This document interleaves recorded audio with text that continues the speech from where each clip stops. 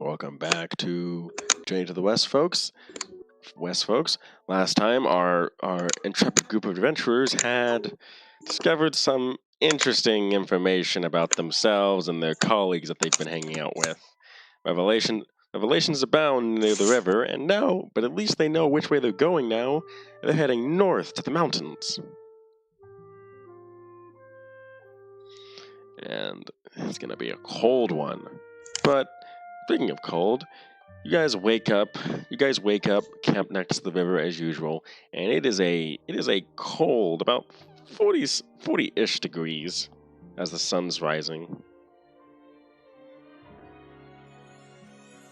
46 to be exact. It's kind of partly cloudy, no light breeze coming in from the south. How's everyone waking up after the night you guys had?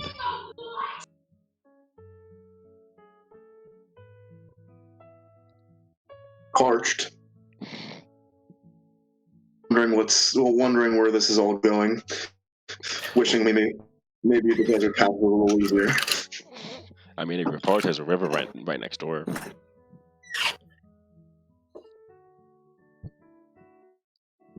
What happened last night again? So let's take a tally. Marhan was a member of a cultist group decades ago. Beiji's being hunted down by some dwarf that he won his gun in a card game from. Alluri Denavi is a dark elf who's being hunted by fellow by Drow because he was a prototype version of their attempt to make a blood hunter, and now they want him dead or back, one of the two. Grey Fang made a deal with the abyssal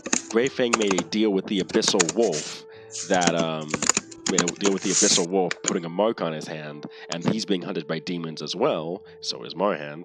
And what was the last thing? Oh, and then Horatio and Yuri discovered that Achak was the one who stole Kavo's letter. So a lot. Yeah. I'll try to remember most of this.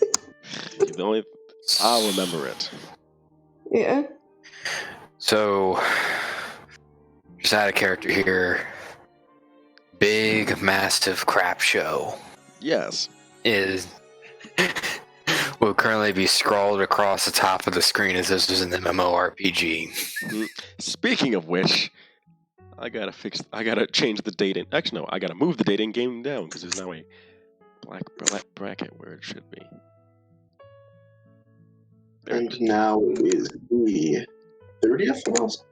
It is the 30th of Elsa, the day before midwinter, what could be the coldest day what is usually the coldest day of the year.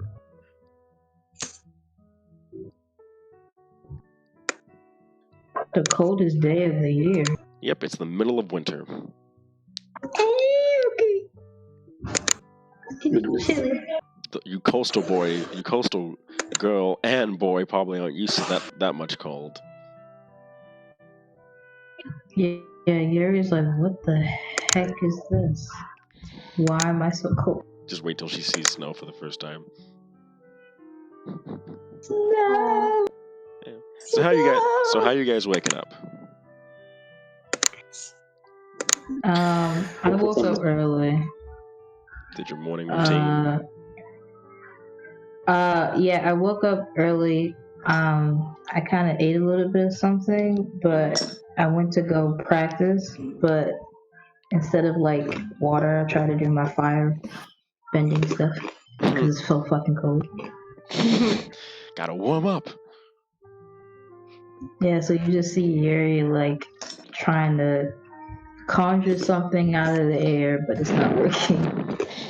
Aw. She's not passionate That's rough, enough. buddy. She's not. The Sea Warrior's teachings kind of go through your head for a moment as she says, when you're trying to firebend, you have to be as passionate as fire, but control your temper so you do not go out of control like a raging inferno. Yeah, she tries, but it's just too cold, man.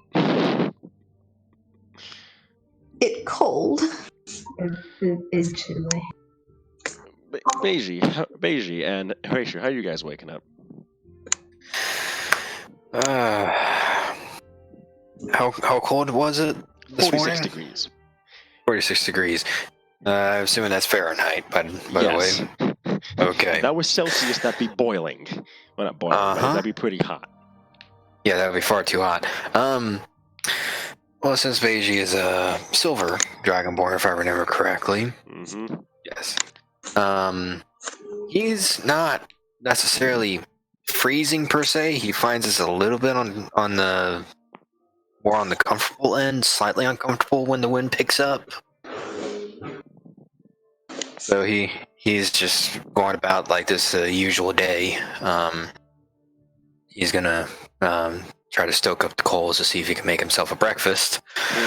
And while he's getting the fire going, he's gonna clean his gun for probably the 30th time in the last 12 hours or so. Is he going to craft himself new ammo is the question. Oh, you can do that? You can craft ammo, yes. So Okay. That's what you bought the gunpowder and stuff for. True. Good point. I thought I just did that all at the start, but never mind. Yeah, I'm down to 31 shots anyway. I'll spend some time in crafting. Oh yeah, you started with 20. Oh yeah, you crafted an extra 20. Never mind. I thought you still had the 20 from originally, and you were just saving it. I currently still have 20 crossbow bolts. If I start dipping into that, I'm running out low on ammunition. True. And Horatio? I kind of I get up and I go to the river and I bathe myself a bit before breakfast. Alright. Paws kind of like sticks his head in the water for a little bit just to cool himself off, just so that way, just to get a drink for himself. Wash behind your ears. He then takes his tail and proceeds to have it scrubbed behind his ears. Good boy. He then proceeds to follow you to the breakfast area. And finally, Eric Farr. Ah, it's beautiful. Finally, a day that I can get behind. Hot time. It just kind of gets up and just finally, like it's a day that has some reasonable weather. Nice 40s. How's the weather so far? Yep, 40s, cool wind coming in from the south, and pretty chilly for them. So probably the average for you. You know, like I take a moment to look up at the sky to see is the sun out or is it wind or cloud? Yep, the sun's out, but there's a few clouds out above. All right, it's a good beautiful day. I'm gonna go ahead and go by the river and get my armor cleaned. There's a bit of bullet saliva all over it. I bet. And get what cleaned? My hide and all that. Oh, okay. Just getting myself less all the crap off of my armor, essentially. Just kind of dunking it in the river and scrubbing it a bit. And then eventually himself, as Eric proceeds to cannonball himself into the river. Horatio, you watch Horatio, while you were bathing, you saw Eric do this before you were about to get out and head to breakfast.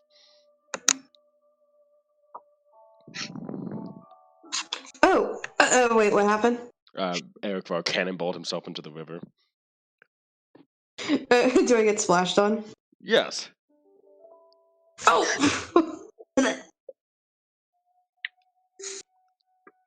And he's just washing himself, just getting right between his, all over his face, right between his ears, and just like stretching inside of the water. And he's just like, Perfect temperature today, isn't it? You could say that. You could say that, sure.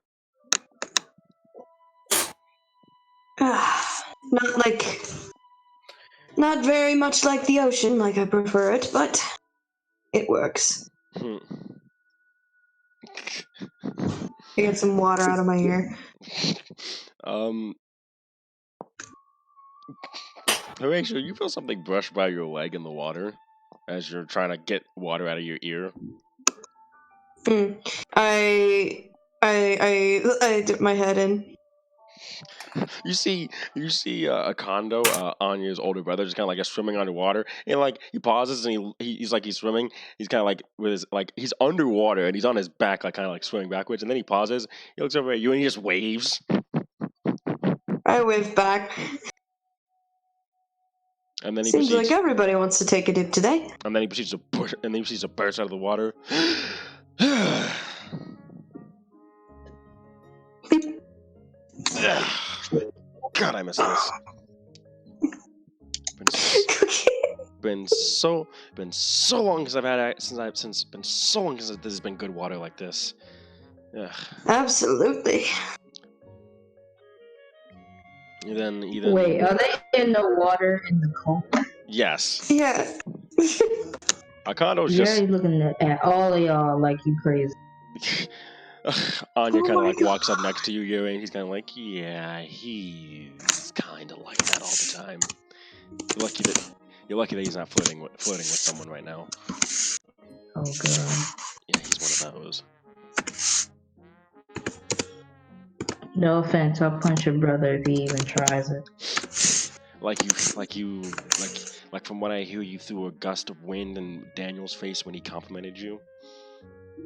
Exactly. Well, you clearly aren't a fan of being complimented. I just don't understand flirting. I don't really like it. What, more of the just say that you like them and get it over with type of person? Yeah, it's not that hard, jeez. You and me have something in common then, she says. She looks over at her fiance, who's kind of just like yawning and like hanging upside down, like just laying like against one of the cards. So did you say it first, or did he? Funnily enough, he did. Surprising. Yes, I believe the way he explained it was his brothers told him to get his ass in gear.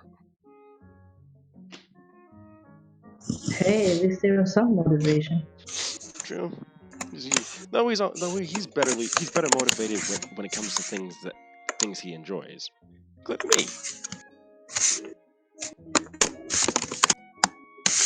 Enjoys, huh? Not like that. She gives you a deadpan look. Alright. When Yuri says that she just wants people to like outright say when they like him, Horatio just has a weird, like a weird face on. Like his eyes are kind of like wide open. It's like Akando kind of like actually hold up. Everybody, what's your passive perception? 14. 14. Also, I'm shirtless in the water, by the way. I'm pretty sure all three of us are shirtless in the water. Yeah. Okay. So yeah. So you kind of hear the sound of water splashing behind you, and right when you're about to look behind to see, Akando kind of like wraps his arms around your waist and throws you over his shoulder, dunking you headfirst into the water. Wait, who? Eric Var. Oh, okay. Oh shit. So he's trying to do this to Eric Var? Huh? So he's trying to dunk Eric Var? No, he does. Like he straight up just suplexes your ass headfirst into the water. And just with that, like everything kind of seems still for half a second, and he's going to wait and like hear the motions in the water. When he thinks that he's safe, Eric Var is going to try to do the same thing to him. Well, roll athletics. 23. Yeah, that waits. You do the same thing over to him, and you dunk him like into the water. Good one. Akando sits up in the water. Nice. Well, not bad technique. Not bad technique. And he sort of like gives him a good old thumbs up as he looks around to see if there's any fish. Because I know that the water was a bit disturbed, but he just wants to see if there's any fish flying around. Yeah, there's about 7 small fish flying, moving about. He goes looking for his glaive. Oh my god. Man, It's cold enough. He's about to go fishing with a giant glaive. He just kind of like he steps up on one of the rocks near the bank and just starts looking around for fish. Hold a hit.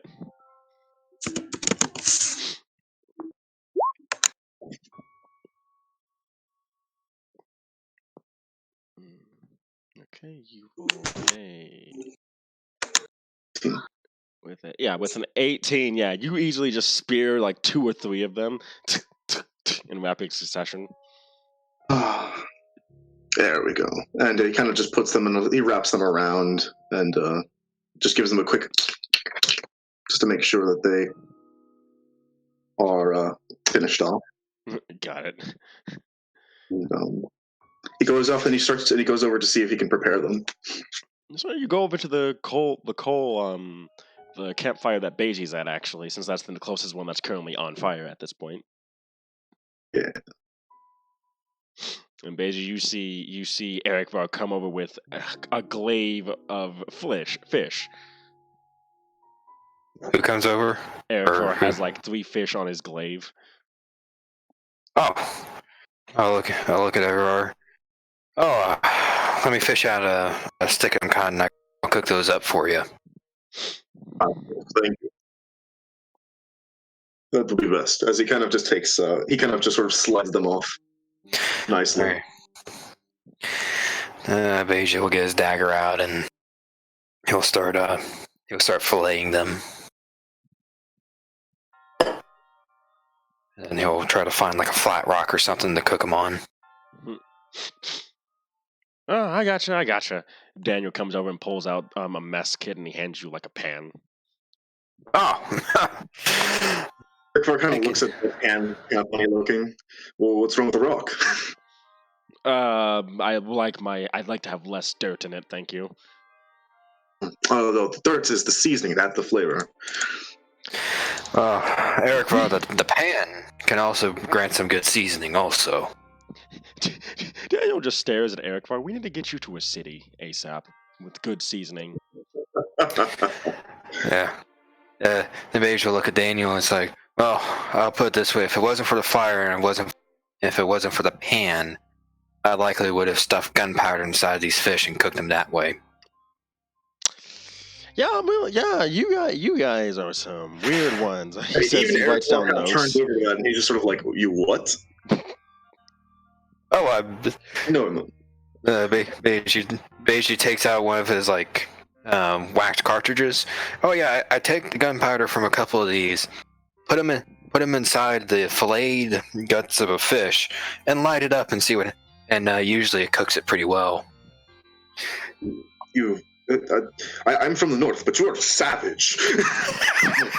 That is completely unwarranted. You cook that fish. Give that fish some respect. Sounds like a blast from what I'm hearing, Chalk says as he wakes up from his nap.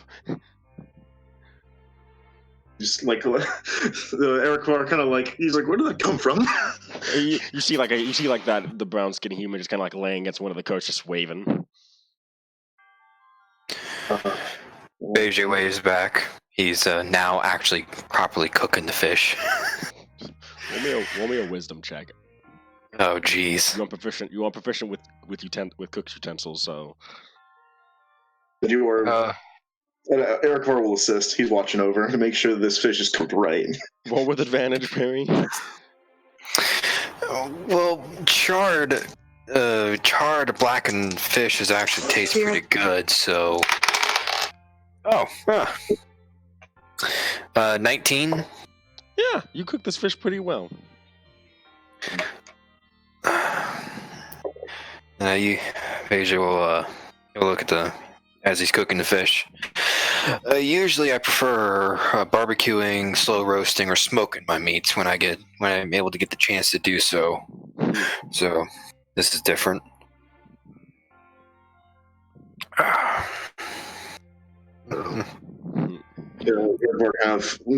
He kind of goes over to some of the fillets and just kind of looks it over, gives it a couple of chomps. And he brings out his own mess kit. As he takes out what appears to be a knife. Like it's like a knife and a couple of rocks, and he just stabs the food and just eats it. Just brings it to his mouth, and just crunches at it. Okay.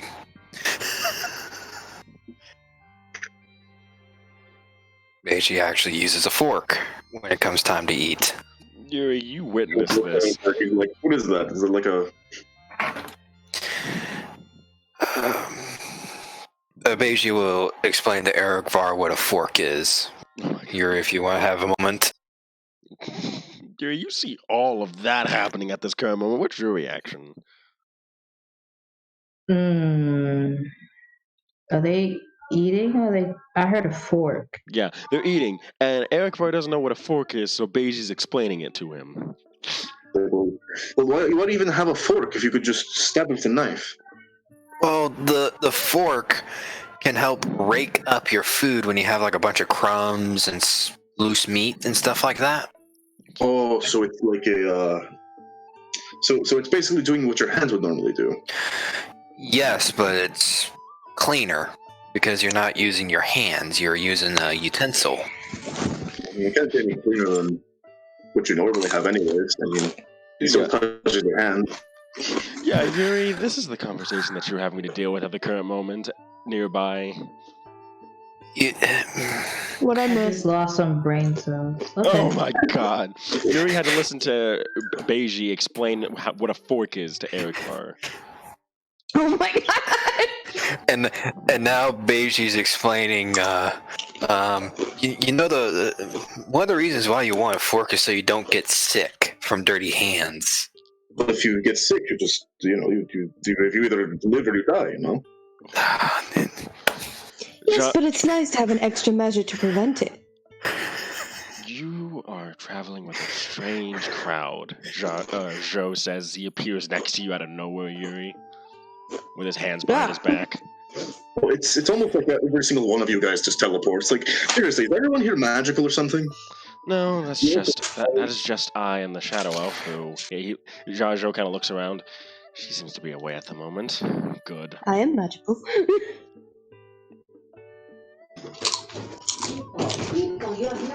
And then he kind of looks at Yuri. How do you respond to Zhou just appearing right next to her?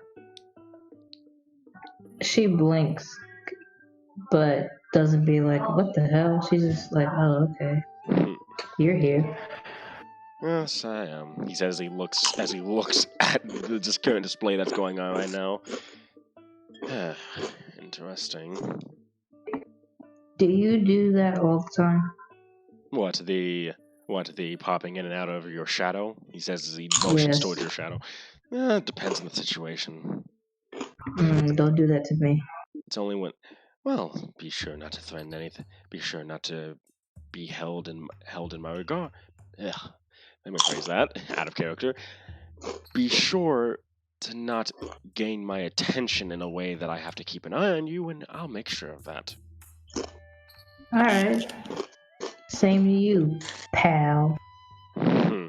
He has a bit of a cold smirk on his face. I kind of like, yeah, you don't like it, Yuri.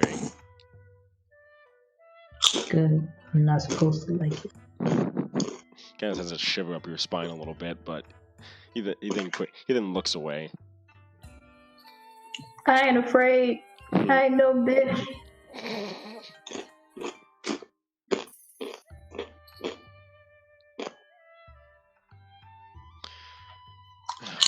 Where's your dragonborn friend at? Well, the cleric one anyway. Yeah, where is Marhan? Is he sleeping?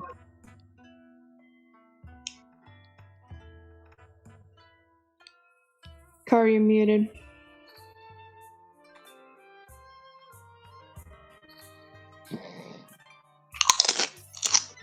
Downstairs. What?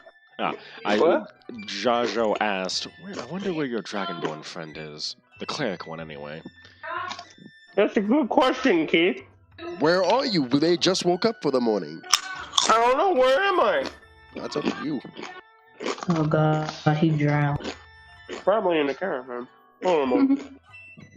around. Also, what food is down there? What are you eating at all? Quesadilla? Not quesadilla, calzone, right? Are we out calzone?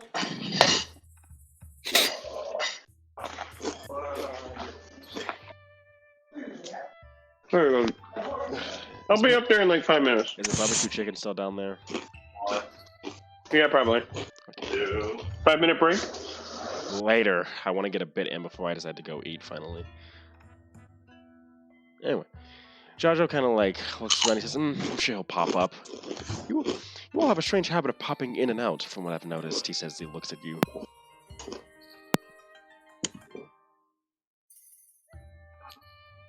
Now, I would assume students of the Sea Warrior are used to stealthing, as it were. And she is. I told her I didn't really like that either. So she is. I told her I didn't really like that either.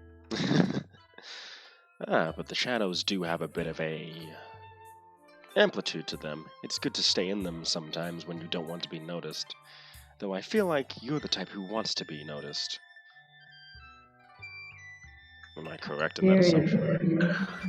Yeah, Yuri like eyes him and doesn't say anything. He simply shrugs. Just something I've noticed. That you are quiet more than the others are, which it appears you and I have something common in that regard. I just like to watch people. Same. He says he looks out at the caravan. His arms are folded behind his back at this point. Then she mutters, at least I'm not being weird about it.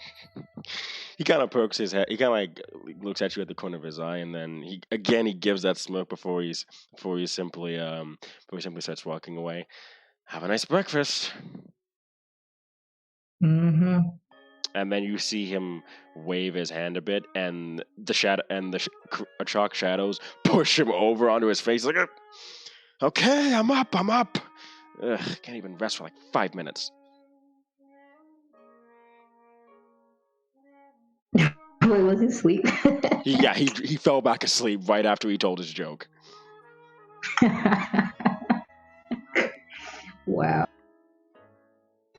Well, Alluri kind of joins you guys at the campfire.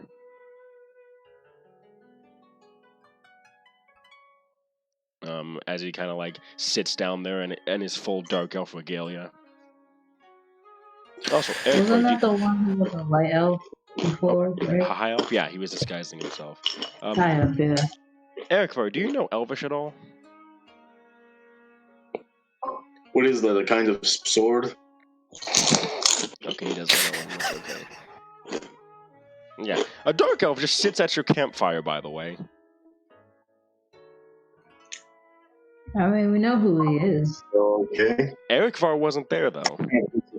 Oh, no, yes, he was. Yeah, he was. He saw him get revealed before he walked away. Beja will turn to Alluri. Please tell me elves eat fish. Well, yes, we eat the same thing you guys eat, though we have a little bit of a meat-based diet than Dragonborns do. Fair point. Down in the Underdark, there was a lot of meat too, but he then looks at the fish. It wasn't what I preferred. Well, if it'll make you feel any better, when we stop over to the next town, I'll make sure to buy some spices for you. Oh no, I'm used to spices. When I moved up to Nothian, the dark elves up there had better taste than the drow. Oh, that's a good thing. Mm-hmm. You see him pulling out an alchemist tool, and he seems to be messing with something. Just as an open question for everyone, I assume you did your patrol? Yep, I was up early this morning. Nothing of note. Partially to Alluri, but yeah, to everyone really. Louis says, I borrowed Ren last night to see if there was anything lurking in the shadows, and from what we could find, there was nothing of note. So, us turning towards the mountains might have been helpful. More helpful. Well, we haven't gotten there yet. As soon as we hit we have to follow the rest of the river down at this point. He then looks down the stream. Asia will just shrug and keep on cooking. I'm surprised you all are so amicable about me being a former drow and a dark elf. He says this to everyone, really.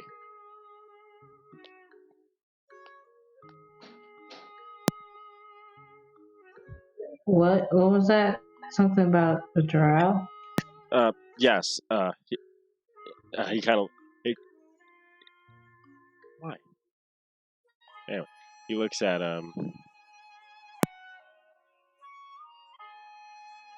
he looks at you, Yuri, and he kind of thinks about it. He's like, yes, a drow is a dark elf who lives in the Underdark.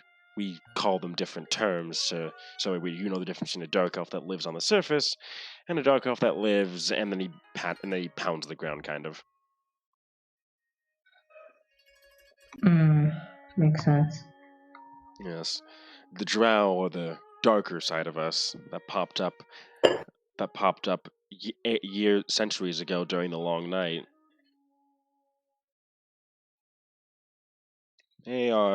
That's what I used to be, and they are, let's just say that their methods are more extreme. Well, you're not a threat until you hurt me, so. You're muted, by the way.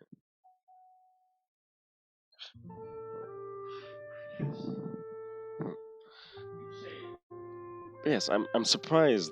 As I was saying, I'm surprised that you all are willing to accept me that easily, considering that at least two of you are from lands where they would most likely. Yes, you are, Eric Var. Considering that two of you are from lands to where you'd sooner cut down a dark elf, or drow rather, than talk to them.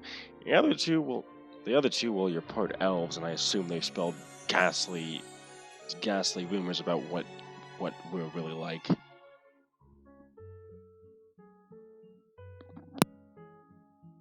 I honestly can't tell the difference. You're insufferable either way. I kind of heard about you guys, but I mean, it's no big deal. As long as you're not going to try to kill us in our sleep, I really can't tell the difference. And last time I checked, I ran across enough good guys and bad guys to tell who are the good ones and are the bad ones out of any batch. Mage will turn to Lori. Just keep the chains and the spike collars and all that weird stuff away from me, please. We don't do that. Hey, how good can the out? spike collars. Are they? What? Yeah. Oh my goodness. The spike collars rumor is because of the fact that the drow hold slaves. They assume that we're all since women are considered higher up in elven culture, both above and below ground, people like to assume that men are very sedative, very masochistic down in the Underdark. It's done very quickly, he says, with a deadpan in his face. I guess I arrived now. Hello. What have I walked in on? Good question. And Beja will say in response, I was not insinuating you were into that. I was just simply stating that.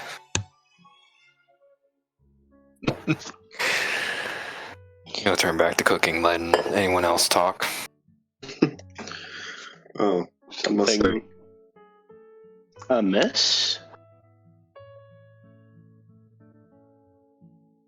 I don't think I've met enough drow to have made the proper conclusion about their nature.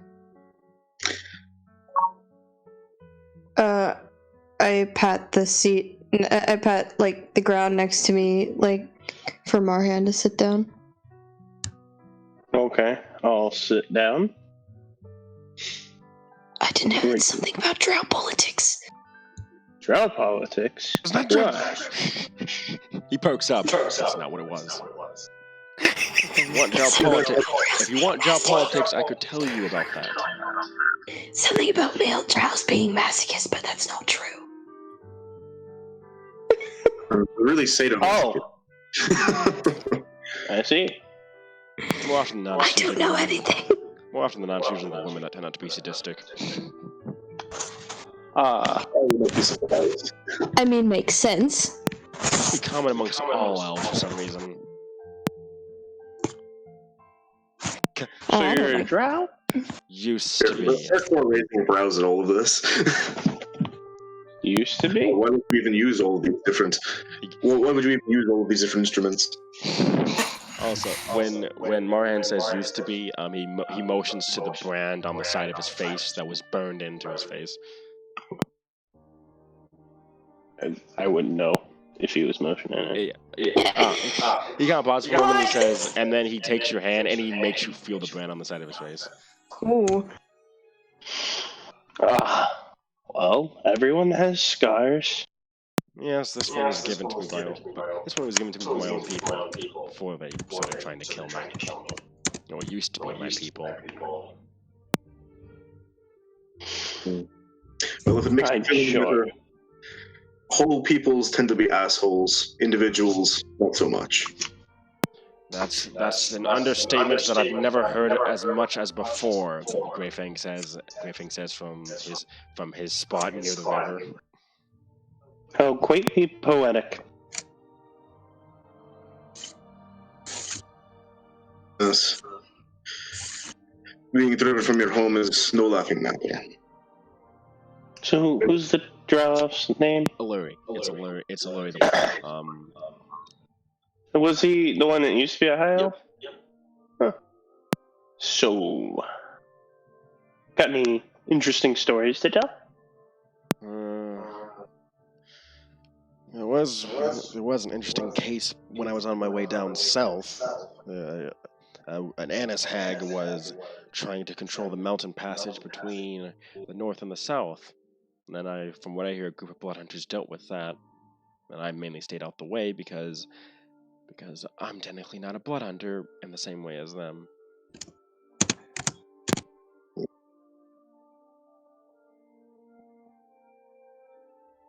Must have no contract then.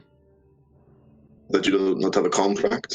No, how I became a blood hunter, quote unquote, is different from how they were. I don't know their exact ways. Usually a combination of diluted demon blood. For the drow, they give you a full dosing of it. Mm-hmm. So wait, so you're telling me that they gain their powers from being poisoned? Yes, blood hunters become more powerful from demon blood. It's how they gain their supernatural abilities. You just sort of see Erikvar kind of like he sort of he scruffs his beard. We'll have to think of that later. I wouldn't recommend it. It's painful and not many people survive. There's a reason why there's so few blood hunters around. Besides the fact that people love to try and kill them.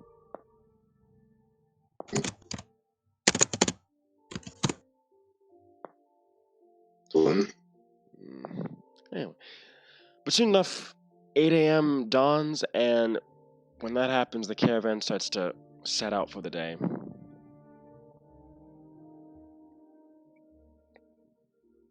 All right. It takes a moment to sort of take a nice deep breath of the land, sort of take a moment to survey and see if there's anything out in the bushes. Nothing really at this current moment. No rumbling in the ground? No rumbling in the ground for once. No strange markings on the trees? No trees nearby. This is grassland. No spiders. Nothing out of the ordinary currently.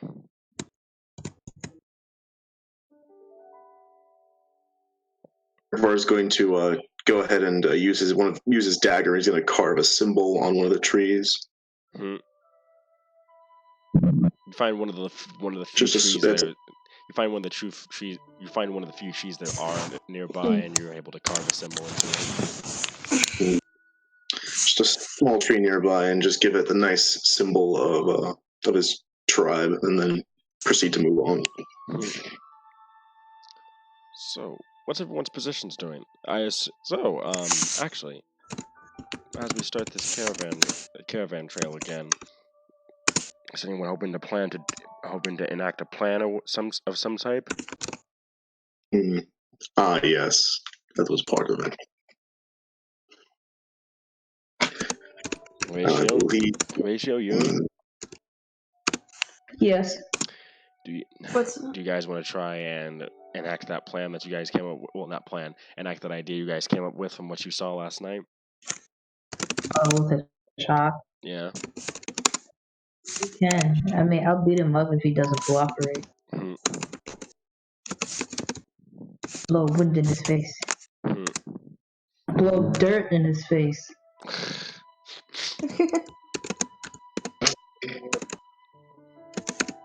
So, would you two like to attempt that while you guys are traveling forward? Oh, we can. Yeah. I'm not sure. Where is he? Are we leaving now, or?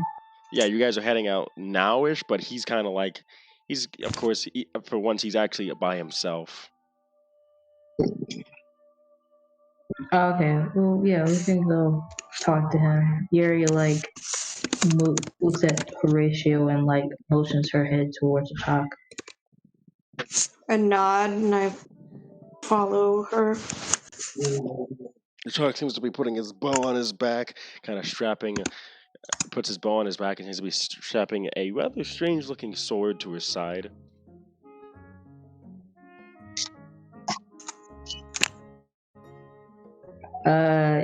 Yeah, so Yuri's folding her arms. So what's up, Chuck? How you doing? He kind of pauses as you see things, so and he looks at you and says, "Oh, Yuri and Horatio. Hello." He gives a bit of a yawn. Time to set out another day, huh? Did you sleep well? How you feeling? I could sleep a bit more, but I'm not going to get that opportunity with Joe around. Of course. And Yuri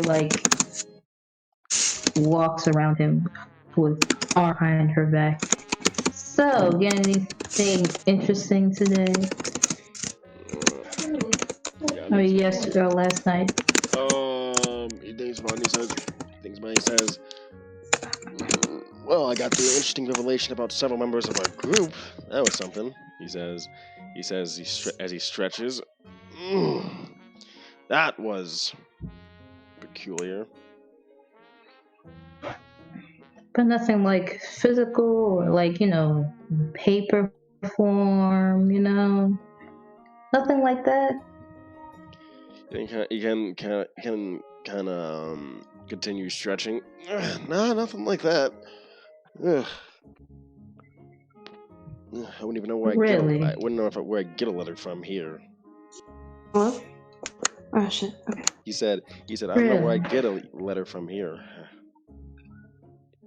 Really, we have tons of patrons here that contain, paper, forms of writing material that can help write letters. And are you sure you haven't got anything, And she kind of gets up in his face. Are you pretty sure? He just keeps that lazy smile on his face. And he looks between the two of you. He's like, I haven't gotten anything of the sort, but you two seem to know a lot more than I do, as if you've been looking around and poking into places. Okay, I'm gonna do something. I'm gonna try and, behind my back, cast Charm Person on him. Oh my god. DC 13. Like, I have a question. Actually, no, want me a stealth check real quick? Okay. Oh god. Because you have to try and say charm person as well. Oh, I have to say it verbally? Oh shit. Yeah, because it has a verbal component. Alright, hold on. you have to say it like all like charm person, or can she say it like throughout the sentence? Can I say it in Elvish and he wouldn't understand? You don't know what languages he knows. Fuck. Okay, how about like I cough it into my elbow? Alright, And I rolled a 19. Okay. I rolled a 19. Yeah, you were able On to. that stealth. You were able to successfully hide your casting of charm person. And let's see. You said it's a wisdom save? Mm-hmm. DC 13. He passes with a 15. Ah! As he kind of like shakes his, as he kind of like, you see his eyes like kind of lower for his eyelids kind of lower for a moment, but then he shakes his head and then he gives a bit of a, and then you know that lazy smile that he had. Is it a what? You know And that then what? you know that lazy smile that he had on his face. Mm-hmm. It kind of falls for a moment, and then it turns into a smirk, and then it turns into a smirk. Well. Someone's getting into trying to get into someone's head. His demeanor shifted at this point. Like, you know how he was slouching over before? We interrogating the shark. Yeah. Like And I tried to cast Charm Person on him. Luckily, he doesn't know that I did it. He stops slouching. He stands up straight, and that's when you notice that he's. How tall are you, Yuri? I'm like what 5'11". Yeah. Before, when he slouched, he was at even height with you, but now he kind of like stands over you at like 6'1". Oh yeah, 5'9". Okay. And he simply looks at you with a smirk, and he says, "Someone's trying to get inside someone's head, aren't they?"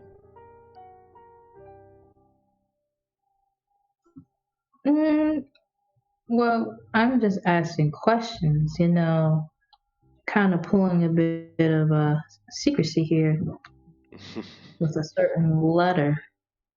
He then crosses his arms and kind of like he kind of leans back on his right foot as if he's leaning against something, but he's not, and he looks between the two of you. A letter, huh? Yeah, know anything about it? It sounds like you're speaking of Kavo's missing letter that Valky was prepared to tear through the whole camp about. Yeah. And apparently you have it. Or you had it. You didn't. Maybe have it. I wouldn't know anything about that. We saw you put it back into his bag. Are you absolutely sure? Are you absolutely sure that's what I was putting back in his bag? I did happen to find a few things that he owned. But we're pretty positive that was a letter. He's it's like this is a completely different Atrok than what you're used to, as he just has this smile on his face as he's looking between the two of you. As what? He has a smile on his face that's just different from any smile he's had as he looked between the two of you. It's not like concerning, but it's like it's a shift in his personality. I don't like this. I didn't say. I said that out of character. And do you think the same, Horatio? I do. He then kind of looks away for a moment. And then he looks at the two of you. Well, you were the only ones who noticed thus far. I mean, it's not like I'm going to tell anybody. I personally don't care. I'm just curious as to know why you had the letter. So, the theocracy over it. The Church of the Lightbringer decides to send a paladin and a cleric westward with a letter in a hand that they're very keen on making sure no one looks at. I was curious. So did you read the letter? I most certainly did. And what did it say? He then gives a bit of a smirk. And why would I tell you that? Because as I said, I don't really care and I won't really tell anybody. A personal matter, as it were. Related to who? Related to the things I care about. Let's just leave it to that.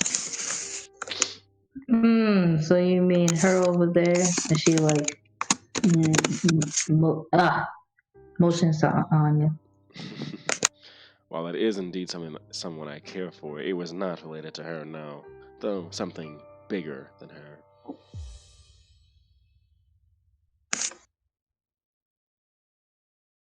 Your home? I mean, we're running out of options here. Yes, let's go with that. My home.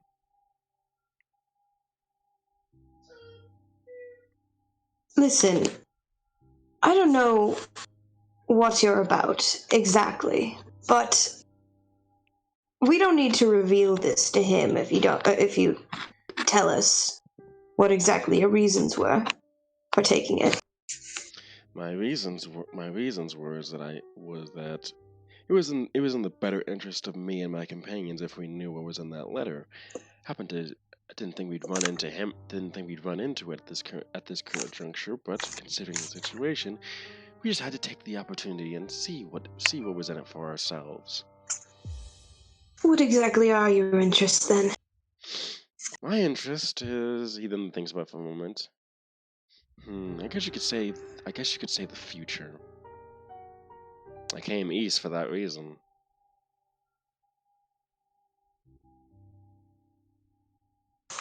Mm. And then I've been stuck home thinking about the current state of things, and I had a question that I needed answered, so I decided to head east for that.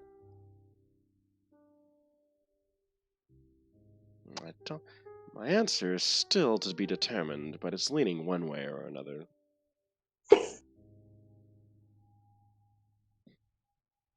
Is this letter something that we will have to worry about? Unless, I doubt that your heads would go that far up to over to the international level, so I highly doubt it. He gives a smile. Trust me, some of my companions are nosy. I'm pretty sure they will get involved in this sooner or later. Nothing that they need to be concerned about.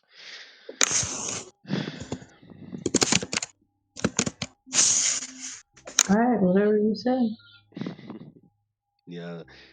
Any other questions?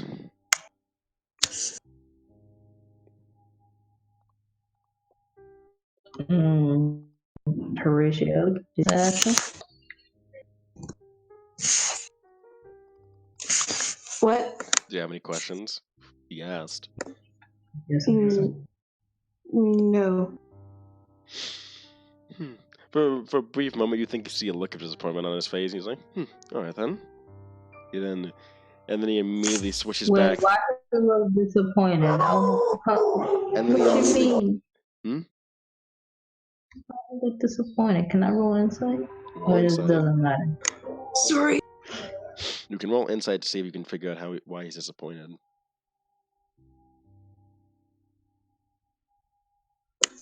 Hold on, I'll be right back. Shit. 24. You get the feeling that he was expecting a bit more intuition and questioning from you guys. He kind of, yeah. I think he was. You think that he might have been slowly testing your guys' investigation and knowledge, and he seems disappointed that you're not pursuing it further. Well, out of character, I would, but Yuri really doesn't care. She was just curious about why he had the letter. Yeah, I know. That's just the contents of it. He doesn't give a fuck. But sorry, I kept. Well, and then he immediately shifts back to that lazy persona of his. We better catch up with the caravan, huh? I better take a nap at some point. I'm taking naps.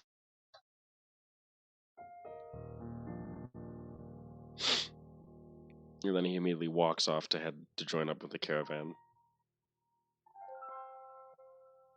Yeah, I'm gonna go up to the caravan too. I'm not gonna get on it though. I'm gonna be on the left.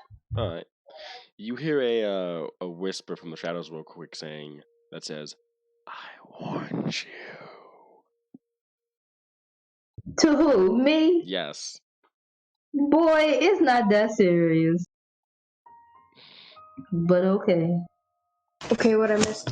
Horatio Chalk kind of slips back into his lazy persona, says he's gonna go take a nap, and then heads off. And as you two are walking back, you guys hear from the catching up with the caravan. You guys hear from the shadows, "I warned you." Oh fuck! What? I warned you. Oh shit! Yuri seems unfazed by it. I think, right? Yeah, I don't give a fuck. Do I remember a warning? Nope. Wait, is Does it seem Horatio like it's directed towards a chalk? No, it was directed towards you two. Shit. I mean, Yuri knows what's up, but does Horatio know? Horatio does not know. What don't I know? What was that? Joe, right? That's how you say it? Yes. Jajo. Jajo. Yeah, he was. Yeah, it's fine. It's just him. Nothing to worry about. If you say so. I got you, Horatio. Ain't no thing. Yeah, ain't no thing. Also, you saw my attempt back there to try and weasel something out of him. Unfortunately, it didn't work. It's fine though. You Yeah. did a good job. Thank you.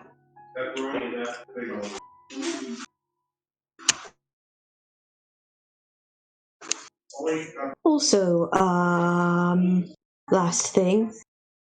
Back in the water, you said, that if someone likes you, you just want them to tell you.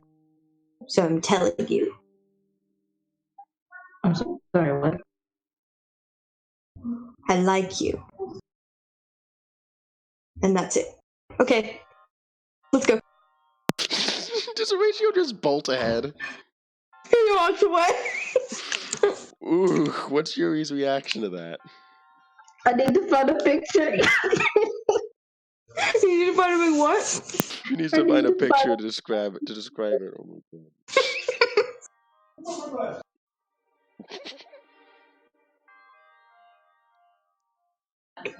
Just next scene.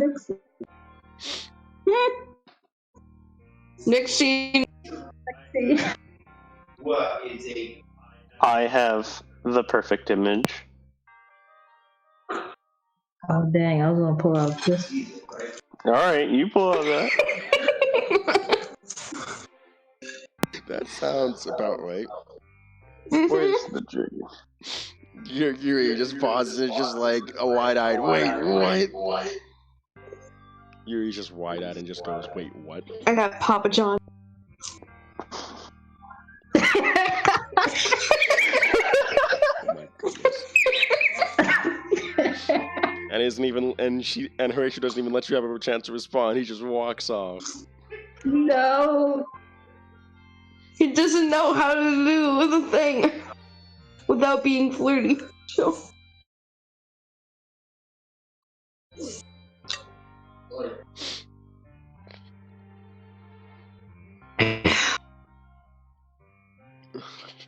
How do you feel after that, Yuri?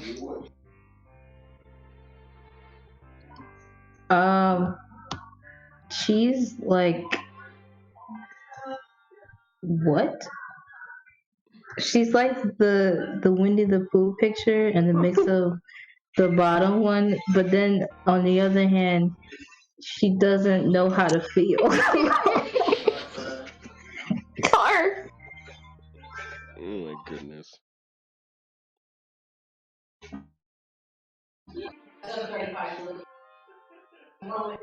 Horatio just like clammed up, and he's like, he gets on fucking pause, and he's like bashing his head on him. He's like, stupid, stupid, stupid.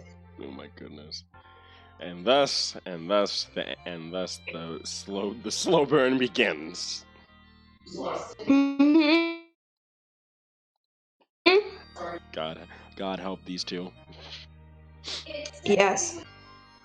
As you guys head on so the caravan heads on ahead for a little bit, and eventually you guys hear some thundering noise in the distance.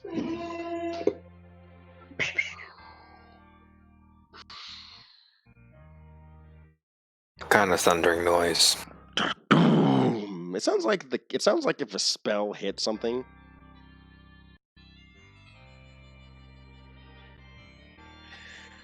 How far off does it sound? The caravan's slowly approaching the direction it's coming from. Hey! Group that's investigating! Someone go check up on that! Albion shouts from the front. All right. We're immediately just running over. Beiji will sally forth from his spot. Everyone heading out up there? Yeah. Yuri as well? Mm-hmm. Alright. Yeah. Alright, if Roll20 would stop being widescreen a little bit, I could fix something. Anyway, so you guys are heading on ahead. You guys see a bit of a rocky area where there appears to be a giant reddish-looking thing standing by the shore, and there appears to be this person with like a turban-like headwear, like floating in the water. Actually, it looks like his body is part of the water as it swirls around him.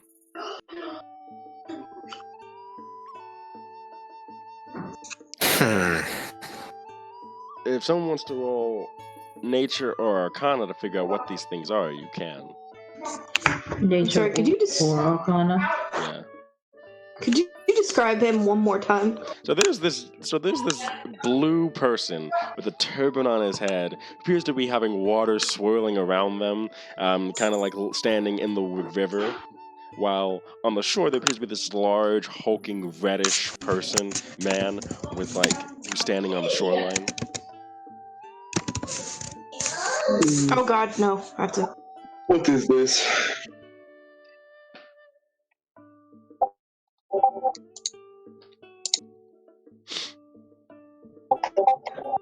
Oh wow, okay. Oh Nice. shit. All right. What are we doing? Totally fine. There's some stuff going on up ahead.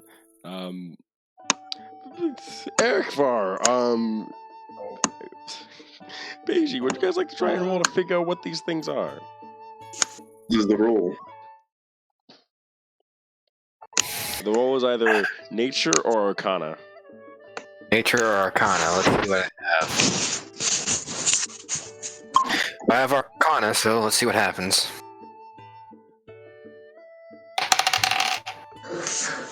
How does a 13 sound?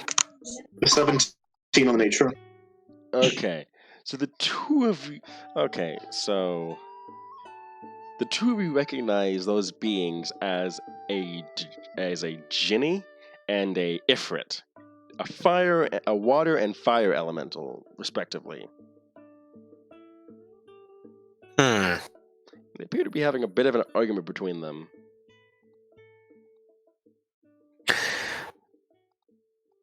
Beiji will just say generally to the group.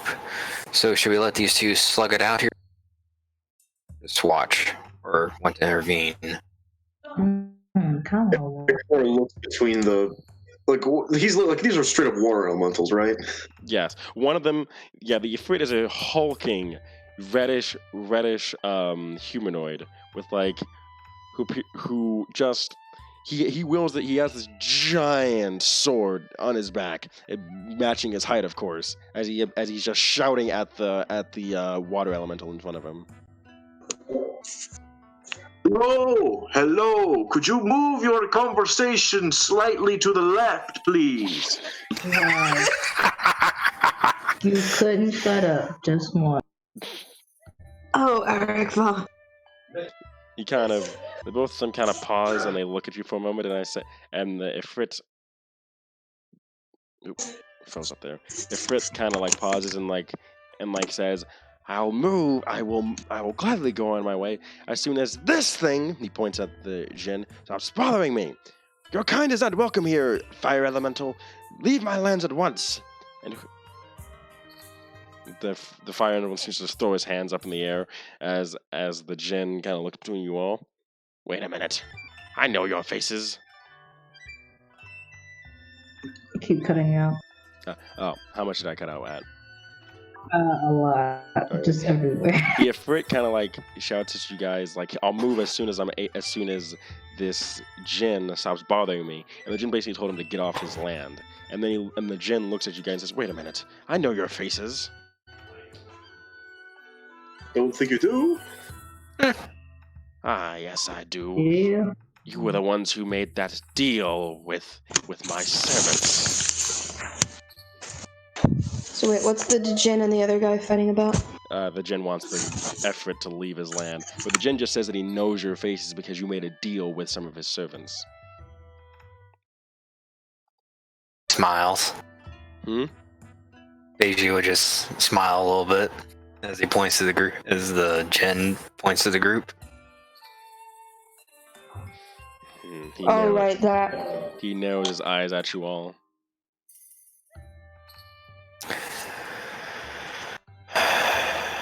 I imagine there's a slight issue about that. "Yes, there is indeed." And then he snaps his fingers, and you see a group up here on the other side of the river. Some of them are the exact same people that you saw those days ago when you guys were crossing the bridge. And he says, "Proper payment was not given."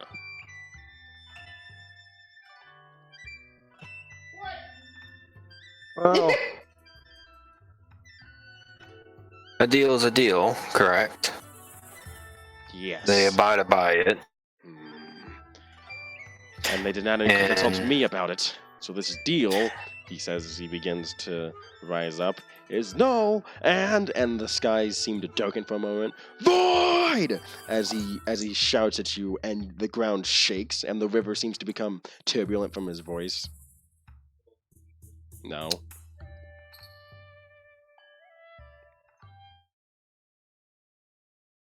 And Eric just kind of looks around at the party and just sort of like, "Just tell me when."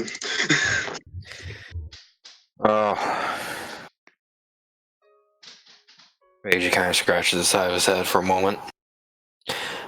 By the way, one of your henchmen were talking over there. There seems to be, personally, I think it sounds like some of your men have a question on who exactly owns the river, per se. "If you're talking about the little hag, she works for me," he says as he gets in your face now, Beiji. And she said she owned the river, not you. "Yes, it's her way to pawn fools into paying her, which you all seem to not do in full."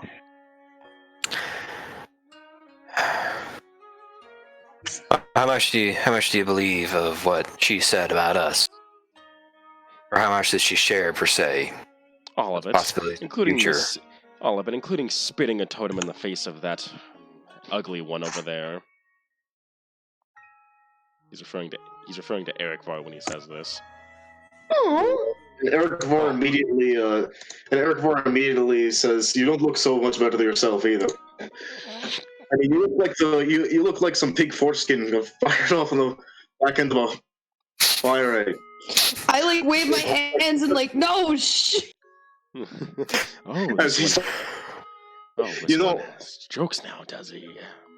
Just kind of looks up at him, and he's sort of like, "I don't even know why we have to answer to you so much, Because with a snap of my finger..." about these people. What was that, Eric Farr? Who even cared about these little henchmen of yours anyways? What's so much about a bridge? You let it go.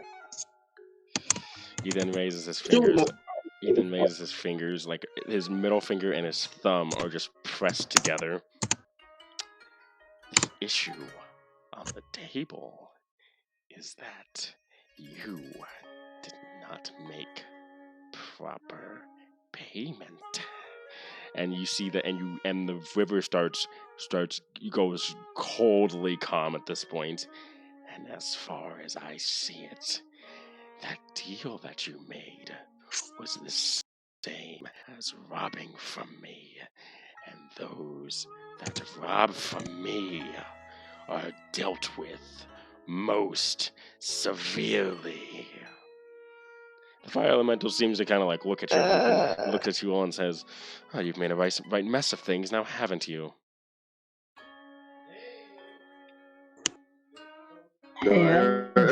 Just kind of looks at this guy, just sort of.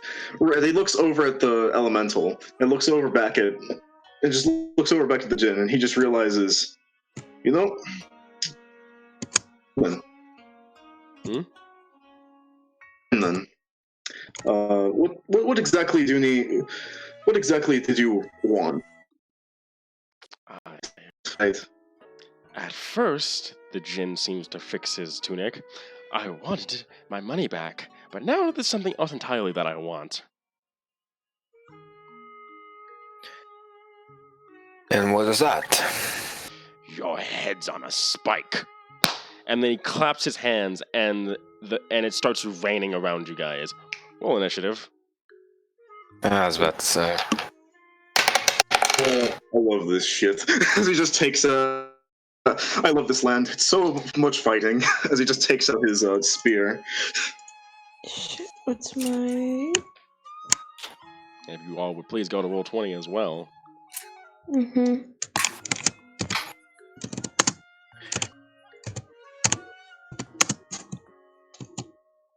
Limp biscuit all four. A big force. 14. Skillet spit. Yeah, please write.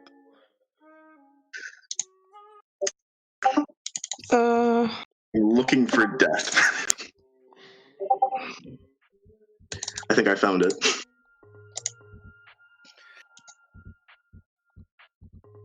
Okay, well, 20's working now. Good. Man.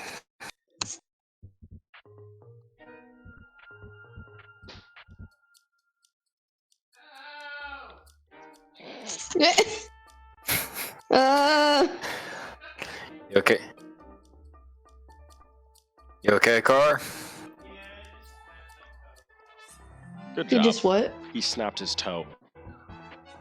What? In the chat. He cracked it. Oh. Oh. Like, fucking snap, like break Not it. like he snapped it in two.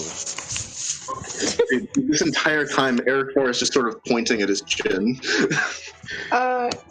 Keith, we, both me and Perry got 14. I know. What should we do? Roll off. Okay. Flat D20? Yeah, just flat D20. 6. 5. You got it. Alright. Might as well keep the other one. Shit. I'm gonna keep the other one. Other initiative. Oh wait, I thought they were rolling initiative again. Oh no, it was a flat D20 between them. No. Yeah, just so we could see who goes first between the two of us. I got scared. Oh my god. Yeah. Alright, everyone should be able to see the new battle map now. Give me a second here, because...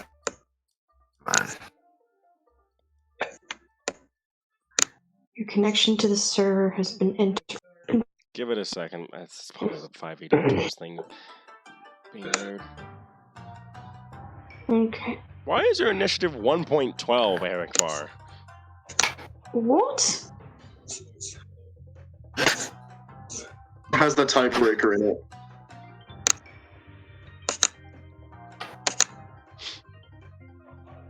Ooh, you like these me to some big reroll? boys. I have to move these out the way. These some biggins. Oh man, please don't tell me I have to crawl to the restroom again. Perry internally dies inside. No, me. That's me. Would you like me to reroll it or just keep the number? Just keep. Wait, what'd you roll for initiative normal? Initiative normal was a 6. A 6? Okay, got it. So everyone should be on the screen. He's too busy taunting the element. Who would you like to join you for this encounter?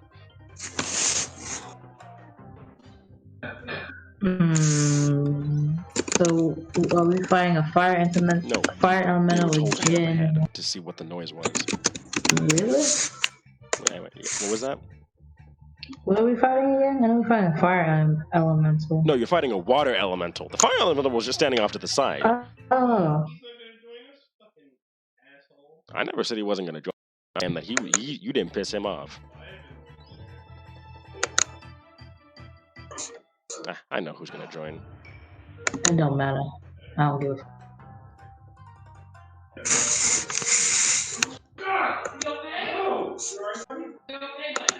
Let's make it that.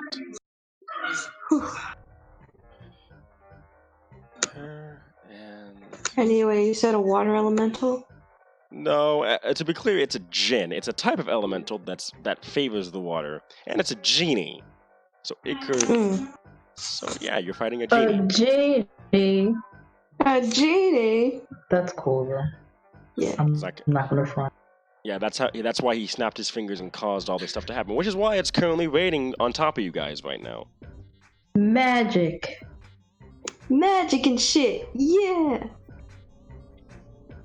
I'll just blow wind in his face. Alright. Let me just...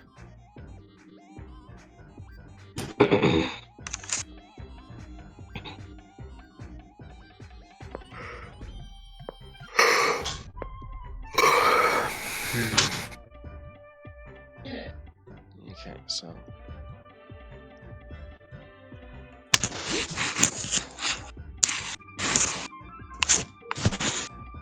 Okay, I think I got this for the most part. So wait, Horatio lost the tiebreaker, correct? Yes. Alright. I did.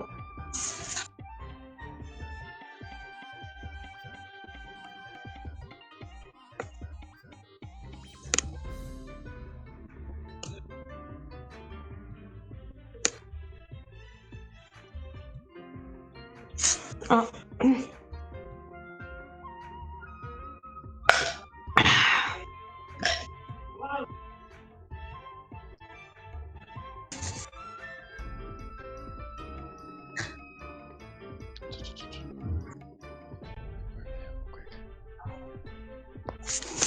Wow. 8 and 17. Okay.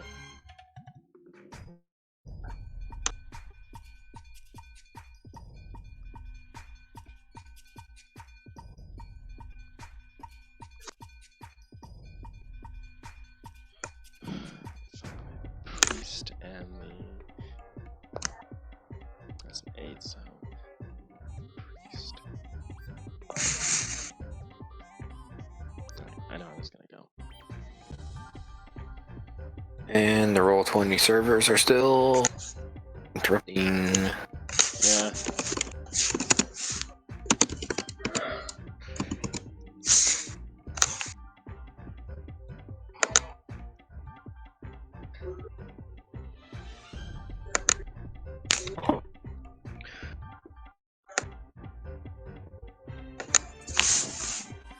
I'm debating over what I should wild shape it to.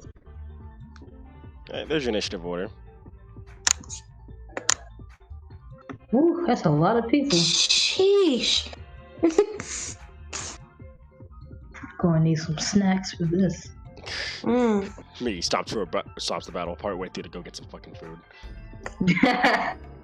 Like, hold up. I'm gonna go get me some food. Pause. Mid-battle break. Pause. You might as well before we start. Yeah. I mean, if you guys are still loading into roll 20. I mean, Yeah. I'm in. Oh, 20.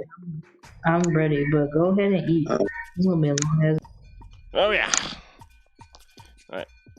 You guys are welcome to position yourselves how you like across the riverbank. Please do not move that far away from your starting position. What? You guys are welcome to move yourselves across the bank, but do not go that far from your starting position. You are. You're in the fight. You're right. Yeah, you're in the back. You're in the middle. Okay. Let me just move myself in front of everybody. Cool. There you Oh, okay. 11, then you were ahead of...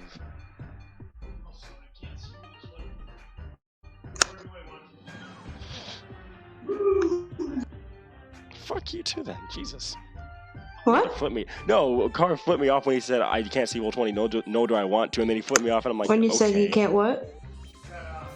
He said, I don't want to see roll 20, no do I want to, and then he flipped me off for some reason. Uh-huh. Anyway. I'll be right back. Move yourselves how you wish, not that far away. Also, Alright. I'll just give control of Marhen to everybody. Just put him where you want. Okay. Just because it's more fun that way. Everyone controls Marhen now. go. Oh boy.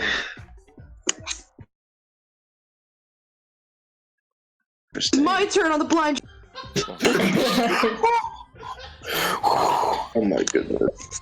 I'm gonna go get me some food. Give me. You didn't hear what I said. Someone.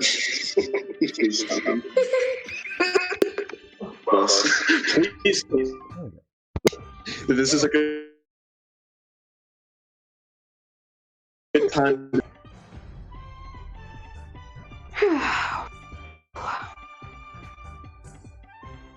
Really good time to use that diplomacy, guys. No diplomacy. I don't know. Required. Y'all like to hurt things. I highly doubt we're gonna use the phone.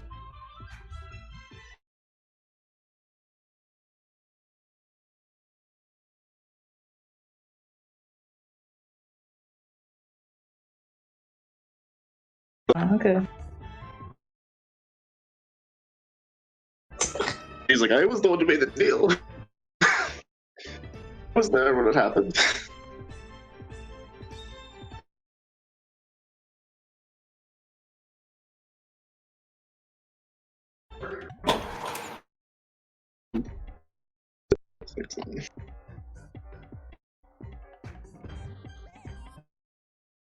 These guys. What are weird?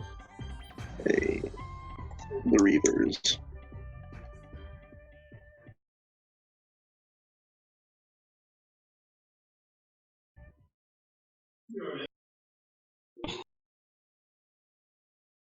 Oh.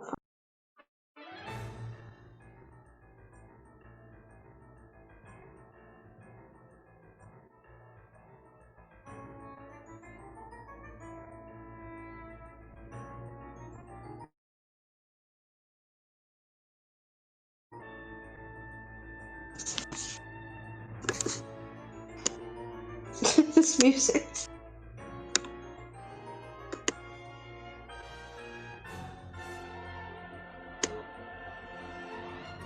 Mom says it's my turn on the bench.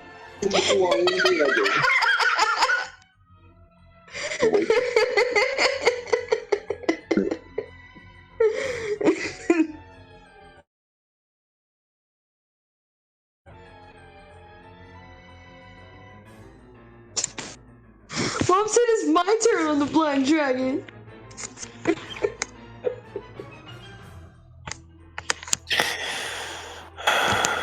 Why is that so funny and stupid?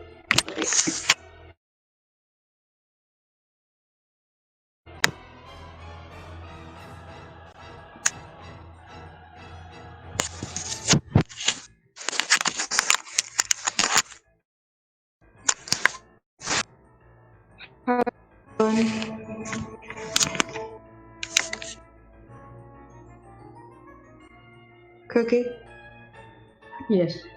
how is Yuri? With what? I don't know, how is she feeling?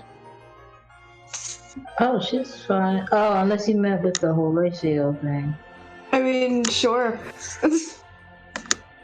I mean, she's fine right now. She's focusing on the battle, but she's trying to figure out what to say to Horatio. Shoot, I'm trying to figure out what to say to Horatio. Mood. Look at you. You cute as hell.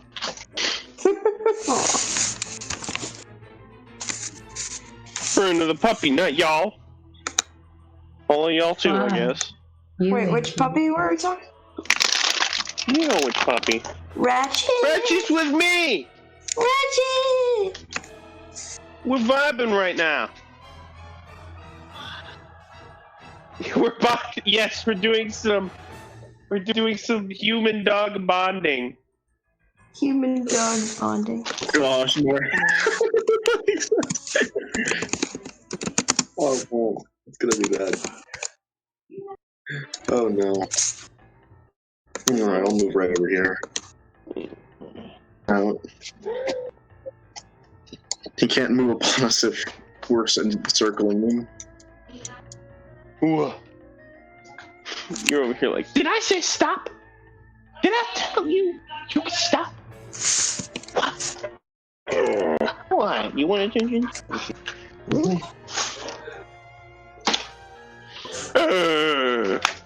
Get out of here.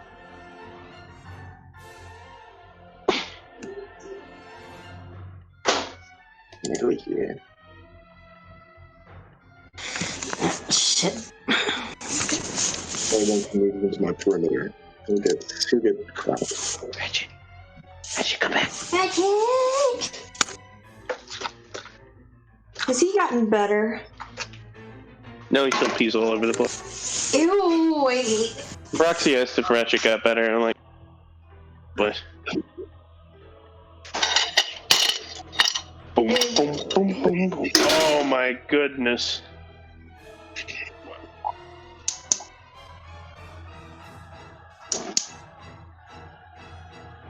What Fruit Loop man. left the stove on?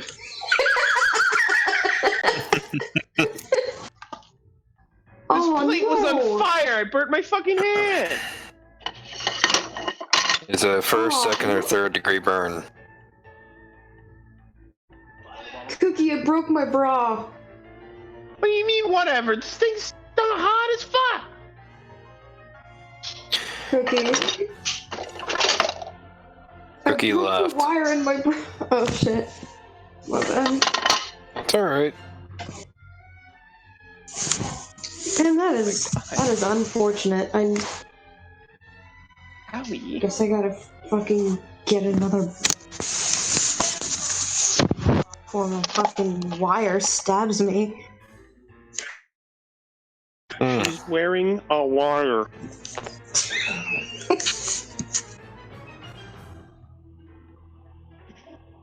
They did surgery on a grape.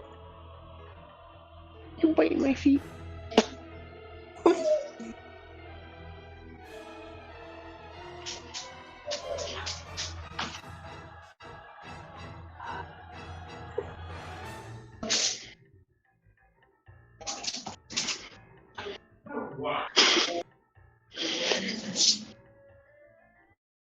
I met you, dog.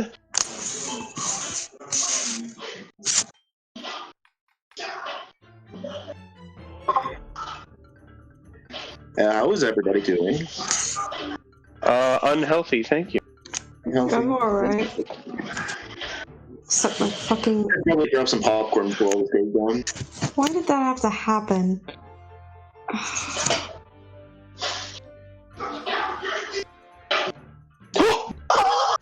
No.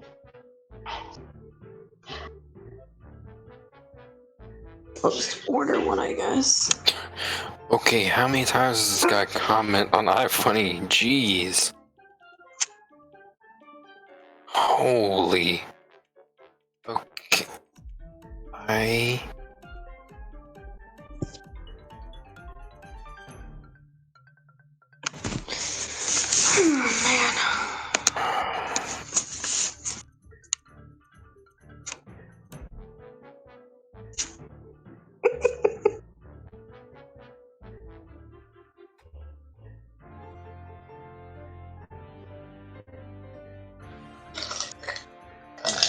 What in the world?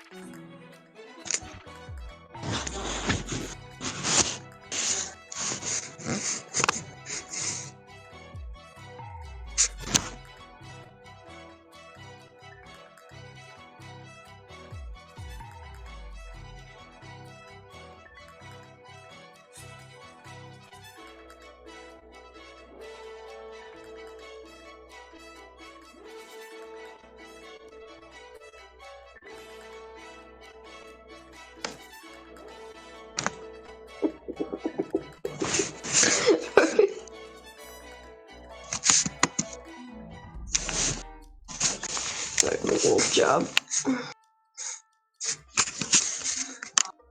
Car.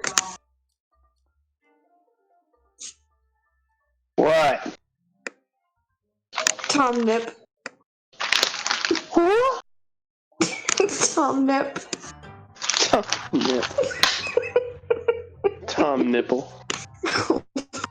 I actually gotta show this to Cookie. Oh no.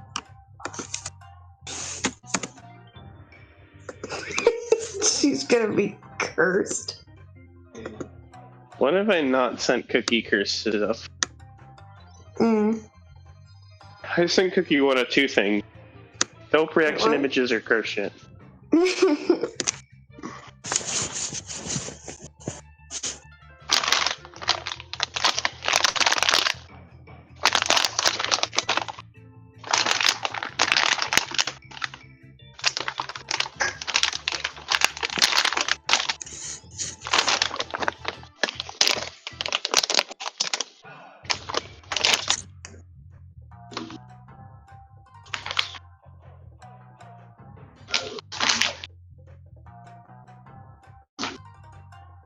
It's playing some weird ass Japanese music. What? Where? Keith, the bot be playing weird ass music again. Well, he made a chat and made a playlist. Looks to be Legend of Zelda. Indeed. Yep. Don't worry about that, Keith. You play a game and just yell at me when I turn to do the dishes. I was doing the. How much dishes you gotta do? Around 30 minutes worth. Well, not 30, 15. Cookie, look in your DMs. Oh no. She sent her Tom Teddy. Tom Nip. I saw that. Tom Nip. Tom Nip. Y'all some trash ass motherfuckers. Don't I know it? What the fuck? Oh boy.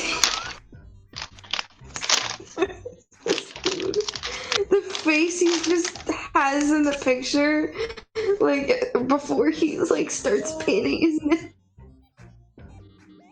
He knows. He knows. The story of the nip. Story of my nip. Cookie, I broke my bra. How? Like the wire. Like the wire under my. It fucking snapped on the right side. It's infuriating.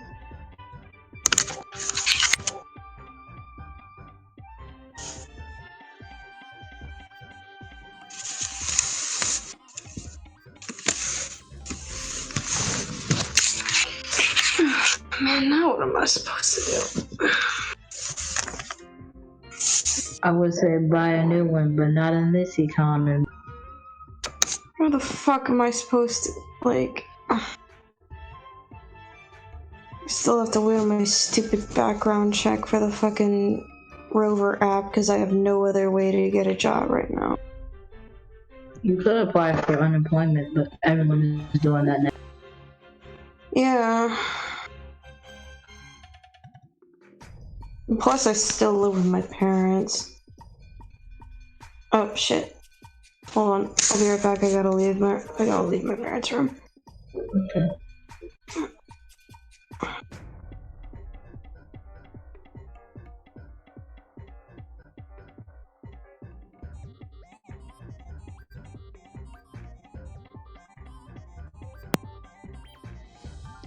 Alright, who's ready to kill some shit? You ready? I was ready. Everyone set themselves up? Yeah.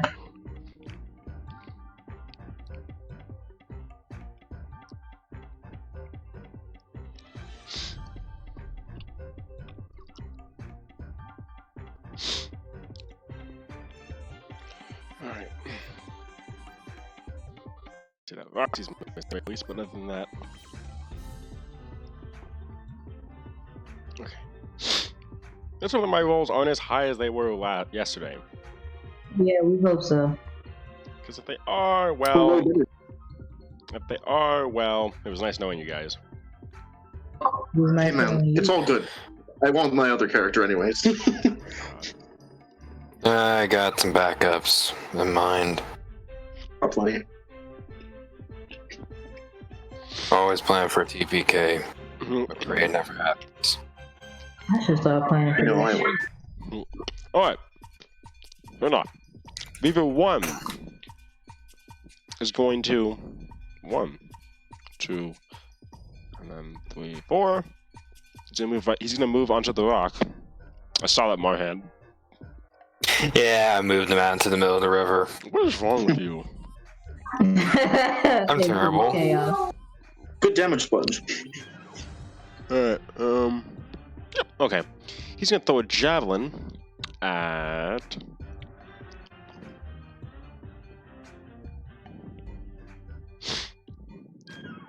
at Yuri. Alright. Alright, he rolled an 8 both times, so an 8 misses. Yep. Yep, and the Ravager finger. Then... let's see, who's next? Initiative order. Beaver 4. Yep, is gonna move up. 1, 2, 3, 4. It's gonna try... Actually, how close are they? Oh yeah, they're gonna take a toss at Beiji. Okay. AC 16 is the. Oh, jeez. Okay. As soon as I hear that 16, I roll a 14 plus 4, 18. All right.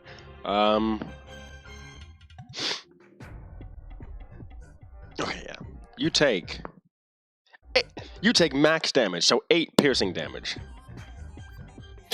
Okay, I need to get out the calculator already. It'd be like that. Okay, 28. Okay. The foot. God damn it! This biscuit is so fucking. Anyway, the foot kind of looks between your group and the gen, and is like, and asks you all, "Do you perchance need assistance?" Who says this? The foot, the big red dude. Oh yes, we need help. To us? Yes, he asks. Yeah. Oh, fuck it. Yeah. All right. Wouldn't mind it. He proceeds to walk up. He walks over to the gen and he says, "I've been waiting for this, you big watery bastard." He's gonna take a swing at him with his giant scimitar. Oh. Okay. All right, that's a 12. Oh my god, he rolled a 12 for the first one. Dang it. Yeah, he misses on the first swing. On the second, he has a +10 to fucking hit, and he rolls a 2. How the? There we go, nat 20. You win some, you lose some.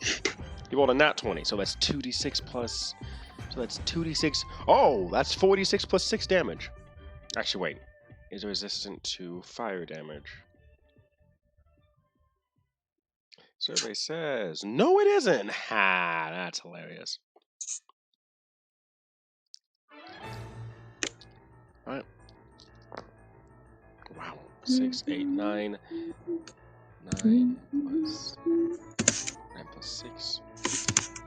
The Jinn takes 15 points of slashing and fire damage as the scimitar of the Ifrit lights on fire, and he cleaves right through the Jinn, making the place where he was slashed turn into a steamy hole before it fixes itself by water forming back into him.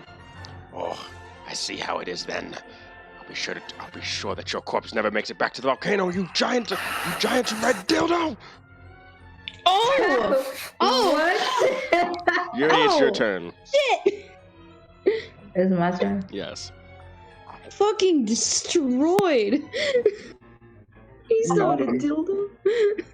That is us. All the insults. You call him a dildo. God damn.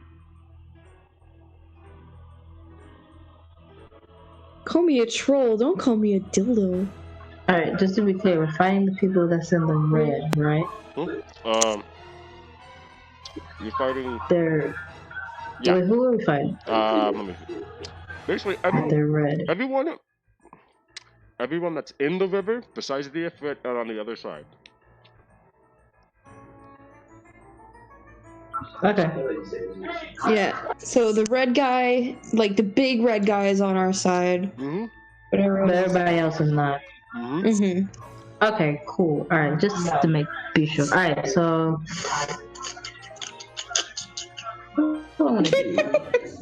That sound.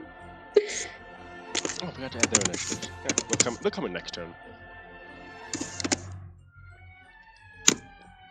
I want to jump over to that little patch of. Is it rock? Yeah. Land? It's a rock. It's basically an island in the middle. I am something about this. Your strength score, what is it again? Oh, what? What's your strength score again? 15. 15, okay. I'm trying to remember how long a running jump is. Would that be acrobatics or athletics? Oh no, there's an automatic thing called a running jump where if you move a certain amount, you can automatically jump a certain distance. Oh, so I wouldn't need to roll anything. Yeah, you don't need to roll anything. This is a base thing. Okay, so I can just go over to that rock already then. I just have to see what's the amount. Okay, so your strength score is 15. So you moved 10. You moved at least 10 feet, right? Mm-hmm. Oh yeah, you clear over, go, and land right next to the Reaver, who threw a javelin at Beiji. What the hell are you? Yeah, I'm gonna get that bitch. All right, it appears to be a water ganassi. Guardian of the sand. The one that's right there, right? Yeah. The one that's on the same rock as I am. That's a water ganassi? Yes. Don't look like it. Okay. And that's because the picture isn't an actual representation of it. I just use that for the token. I'm gonna do a quarterstaff. All right, roll to hit.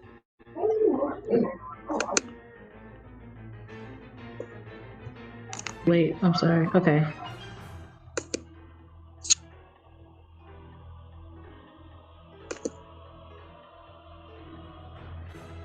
$25. 25. That hits. Roll damage. Also, they are wearing no armor, by the way. They just have shields. Haha, weak. Weak.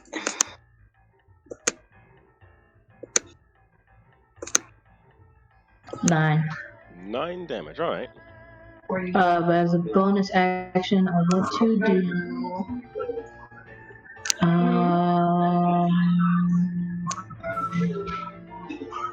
Furious blows. Yeah, Furious. All right. Roll to hit again. Twice.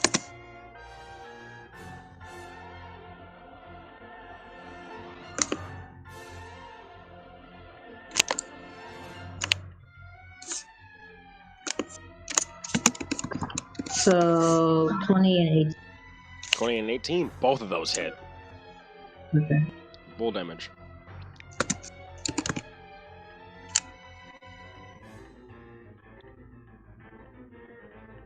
Nine. 9 for both.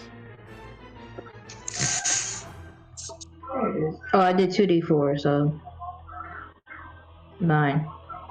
Oh. Wait a minute.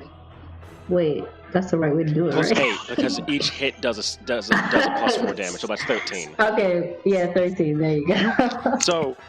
So, pow! You hit them in the head with the quarterstaff, kind of disorienting them. Then immediately you switch the quarterstaff to your left hand, wheel back with your right, punch them in the face, and then using your quarterstaff to launch yourself into the air for a quick second, you send a spinning roundhouse kick and hit them square in the head, knocking their body into the river, killing them. Yeah.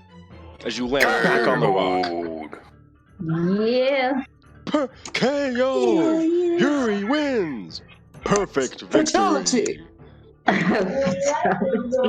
Okay. As a reaction, I want to do the what's the thing? Like catch Alright. the things being thrown at me. Yeah, I know. By the way, you can call that when stuff gets thrown at you, by the way. You don't have to do it in advance. Oh, okay. Yeah, because a reaction is just in the moment. Alright, next up is Reaver 3, who's seeing, he's like, "No! Grisso! You bitch!" And he's going to chuck a javelin at you.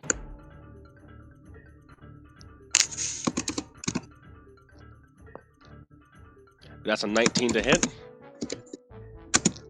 Yeah, he is. Alright, that was 4 damage. Okay. Are you going to do deflect a missile in return? Well, can I do that? But Yes. he hit me though. But you can use... Oh, okay. Yes.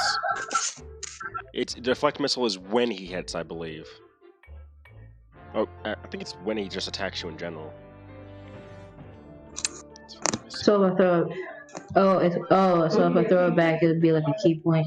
Yeah. So 1d10 plus. So roll 1d10 and add your dexterity mod and your level. Dexterity mod. That's when you're hit. All right.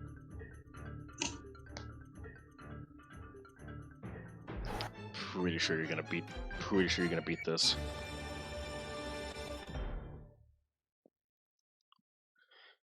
Okay, I need a bit more bombastic music. It's good. I'm doing something else. 18. 18. Okay, you catch. So you basically minimize the damage to where you take none, and you catch the javelin. Would you like to spend a key point to chuck it back at them? No. All right. And the weaver kind of just so they hurl the javelin at you, and you expertly just catch it right as it slides into your hand with a bit of a smirk on your face. So I take no damage though, right? Yeah, you take no damage. Yes. And the and you see this person who looks made of tougher stuff kind of shake his head. You fool. And then he proceeds to whistle, and you see what appears to be this beast rise out of the water for a moment to create a stepping stone for him, and he points towards Yuri, and he's moved to the island. He's gonna take a swing at you.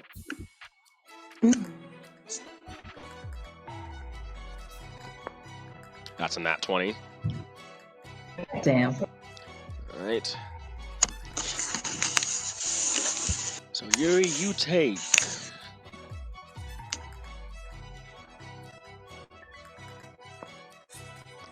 20 points of damage.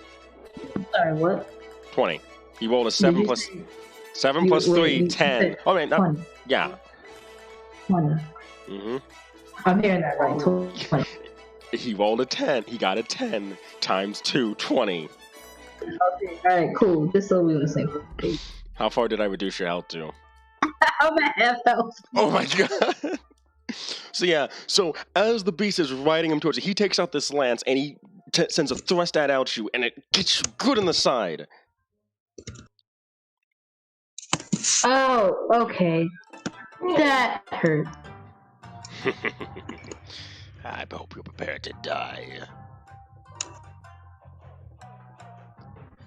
Okay, alright, definitely need to switch this music, because I need something to get me into this. As much as I like Breath of the Wild, this is not working.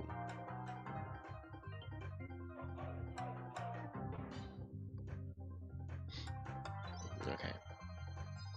Next up is Beiji. It's your turn. You just saw Yuri take down one of them, catch the javelin from the other, and then proceed to get badly hit by what appears to be a kind of strong individual amongst this group.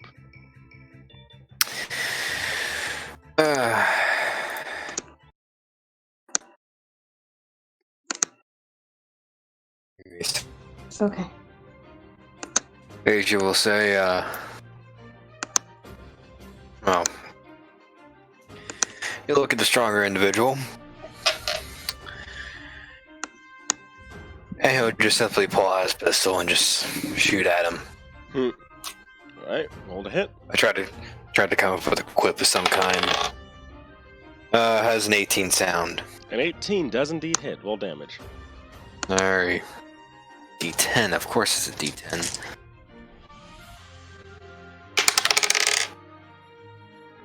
Five piercing damage. 5. 5 piercing damage. 5. I can hear your disappointment. Did you roll a 1 or a 2? 2. Ooh, I can feel your 28 stab wounds. 28 stab wounds. Anyway, so he takes 5 piercing damage. He kind of like thunk. That all you've got, Dragon Boy?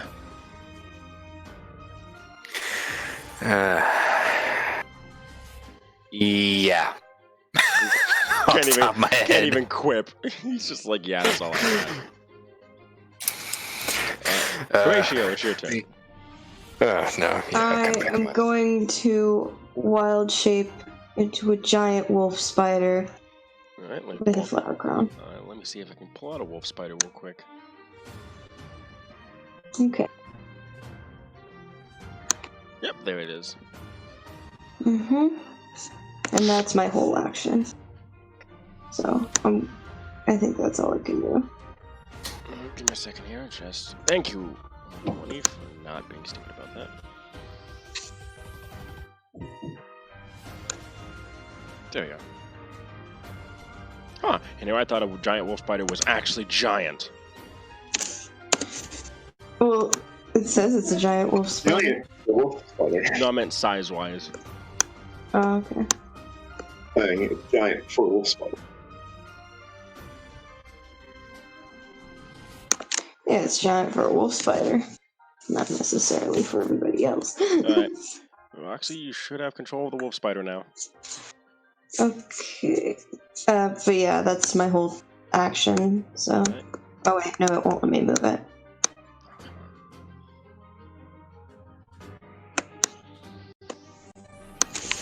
Alright, edit.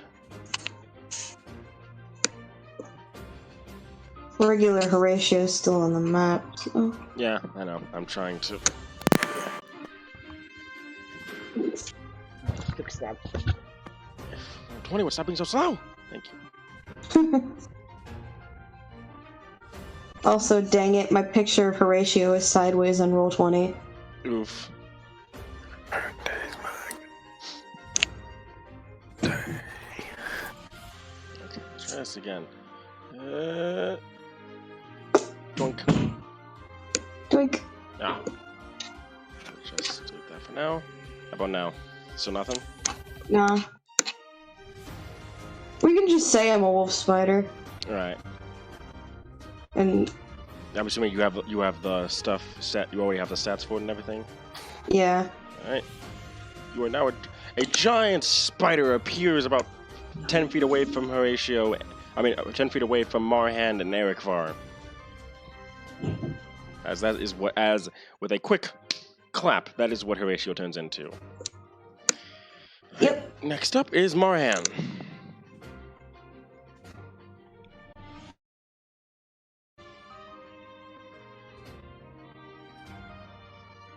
Oh yeah, here right now. But I remember what Marhan was going to do. So it seems to me that Yuri, are you in need of healing?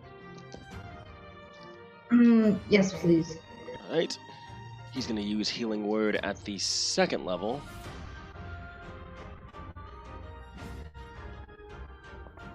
You get back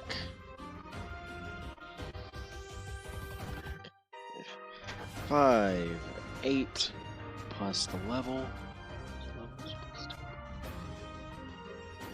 You get back 12 health. Thank you, Marhan. There's no trouble at all. And then he's going to use a bonus action to give... Actually, no, wait, he uses bonus action.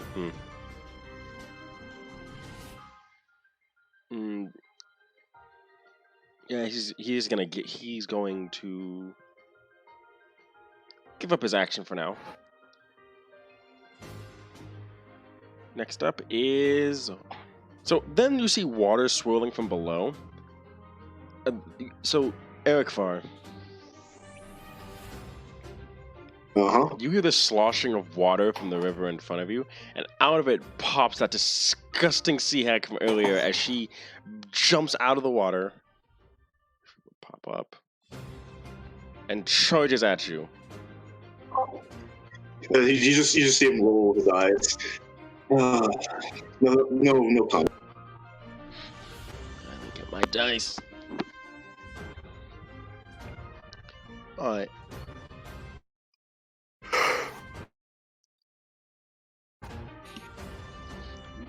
Alright, and she's going to attack. How does a nat 20 sound? Jesus. Happens every It happens every time for everybody at this point. time. We'll do it. If it 24. good. You take 24 points of damage.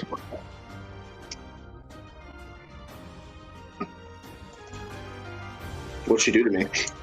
So she takes her claws and she swings at you, and she digs good into your side as you take 24 points of slashing damage. To see Eric Var's eyes kind of throw, and then eventually just squint.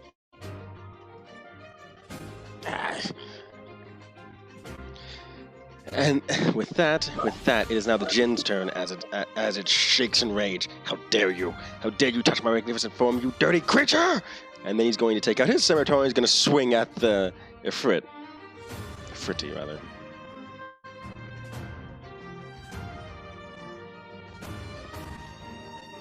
That misses as he takes a swing, and as his first attack misses. Second attack misses. Third attack misses. As all 3 attacks just go wide as the Ifrit just effortlessly blocks them. Are you kidding? I trained with weapons like these since I was a boy. You are nothing! And Dildo says the one who looks like a giant... Never mind. He says he just sighs. And with that, it is now the priest's turn. As he's going to look around, he's going to walk down the battlefield.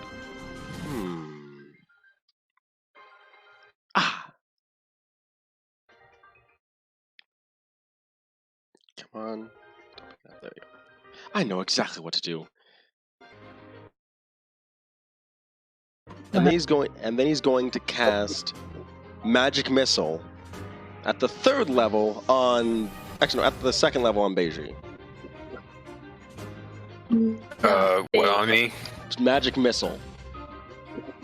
Ah, great. Okay. What's your health?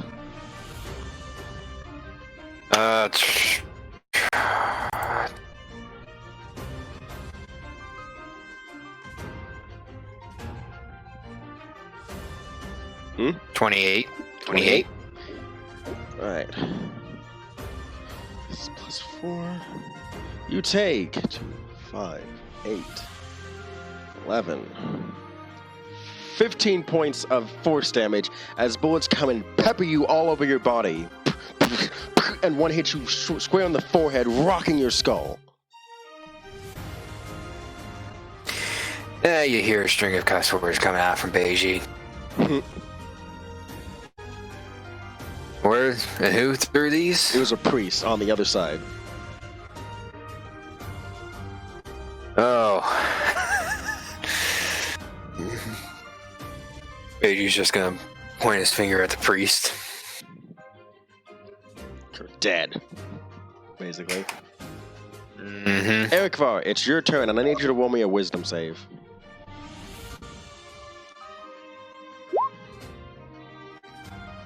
I'd like to use my inspiration. Did you get inspiration? I have inspiration on the sheet. Alright. Go ahead.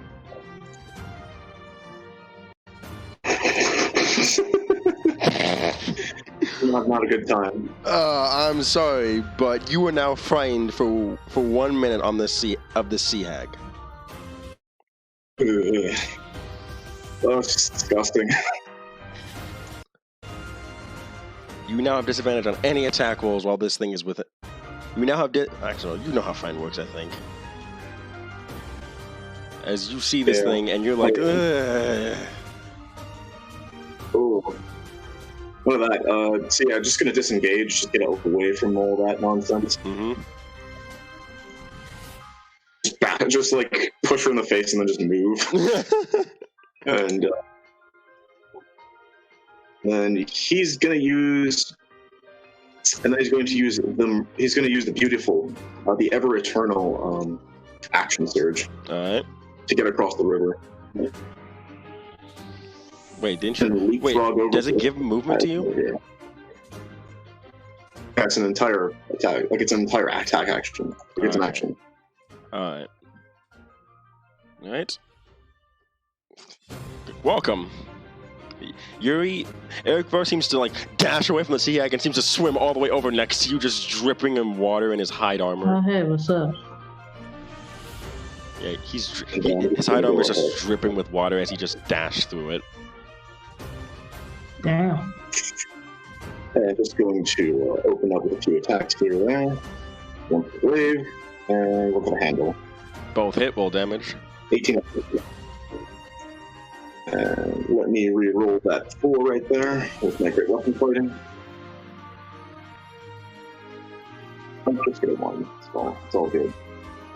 So what's the total damage? The total damage will be a 27. Now we got ourselves a fight, he says as he looks between the two of you. Oh, come on then! He growls. And with that, it is now, suddenly, the river itself seems to start acting weird as suddenly this giant water weird bursts out from the top of the water. And Beiji, Right, yeah. Yes. staying as close to the... Wait, that's 5, 10. Let's see.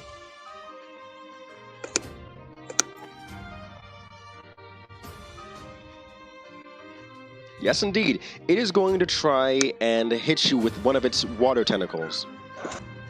Okay. I'm guessing an 11 doesn't hit. No, it does not.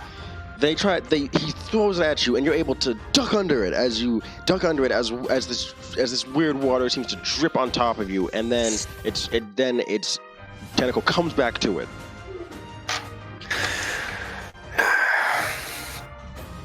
Dragons and water usually don't mix. In this case. And Reaver 2. Reaver 3. Oh, wait, yeah. Whatever. Reaver 2 is going to look around. And he's going to start moving across the river. 5, 10, 15, 20, 25. Yeah. But he's stuck in the middle of the water as he can't make it. Actually, he's going to dash to make it all the way across. And with that, we're back up at the top of the round. And suddenly, that's when you see Tamanas, Kakatenias, and Anya join you guys.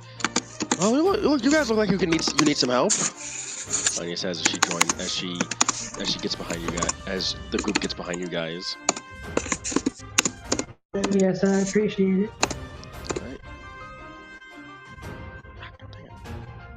If you were making a deal with one of these stupid, dildo-shaped, oddly charming elemental folk, alright? Don't make deals ever again.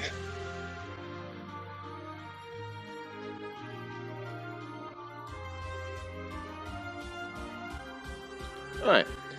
Weaver 1 is once again going to try 10, 15, 25. Yep, is able to make it onto land as he chucks a javelin at Horatio. 17. That hits.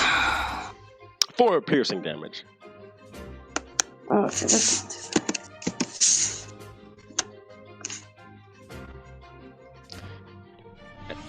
Meanwhile, the Ifrit, once again, his scimitar flaming, proceeds to take another 3 swings at the Jinn and hits, and hits.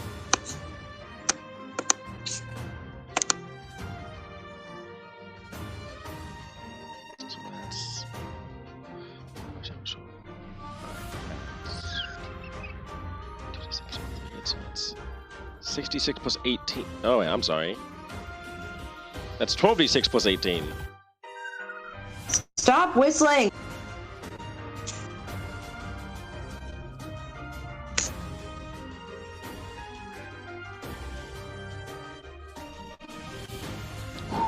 So, again, his sword flaming, he takes 3 swings at the Ifrit once again, actually starting to do some real damage to this thing as just more and more smoke is coming from his wounds. I love it. I love charred gin in the morning.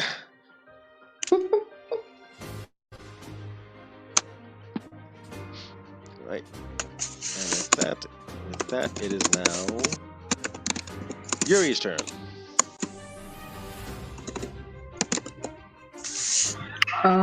Okay. I'm gonna get this bitch right here on my rock. Mm-hmm. All right, roll to hit. Fuck me up. I'm not here for it. Sorry, that's my sister. I'm gonna hit off my quarterstaff. All right, roll to hit. Yeah.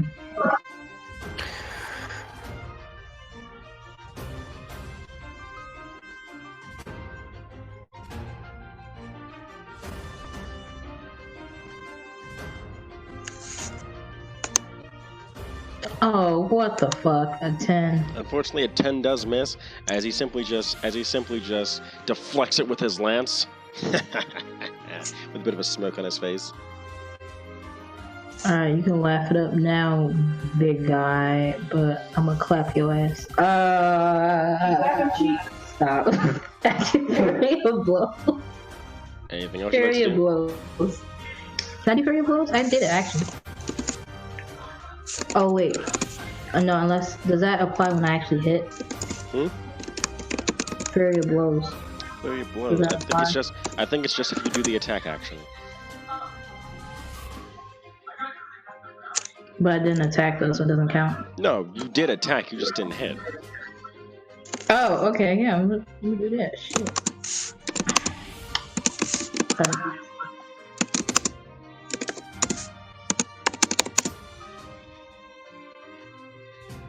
19. That hits. Oh, I gotta roll twice. I was like,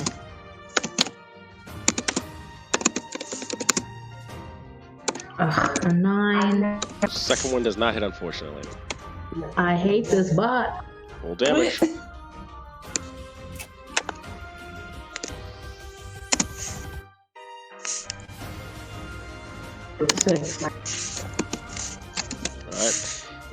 He deflects your quarterstaff. You punch him in the face, making his head snap to the side a little bit. But then he catches your fist before throwing it down to your side. Yeah. I think you should head home, lady.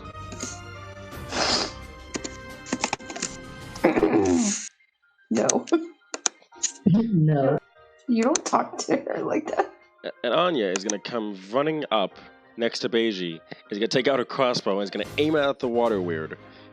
And then she's gonna kind of like eyeball it, just like sticking your tongue out a little bit out the corner of her eyes. There we go. And then she's gonna fire 2 times. First time is so that's a 15. That's a 16. Do either of those hit? That's fine. So everybody says both hit. So this thing takes. So both of her crossbow bolts land dead center inside the water weird as she says, "Ha!" But you notice it doesn't take as much damage from it as it should. And she's like, oh, I forgot about that. Forgot about what? 15 divided by 2, 7. Anyone got any magic on him? Wait, what am I saying? I do. She says as she smacks the side of her head. Yeah, this thing's gonna take a while to beat if we don't have magic on our side. Next up is Reaver 3, who's going to, seeing this current situation, is going to move over to the side. He's gonna throw a javelin at Erikvar.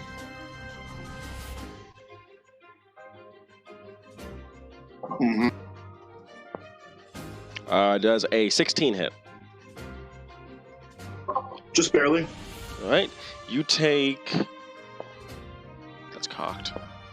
You take 3 piercing damage. As a javelin nicks your shoulder and goes off into the water behind you.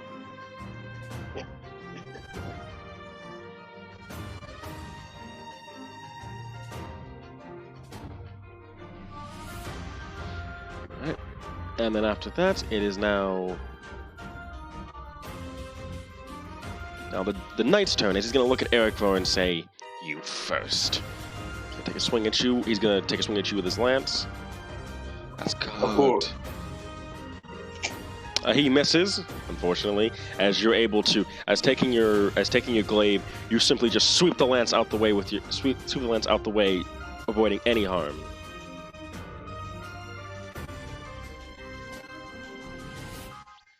Carcateus, at the same time, is going to move down to the left. Is going to move down to the other area where the sea hag and others are congregating, and is going to attack them with a giant war scythe.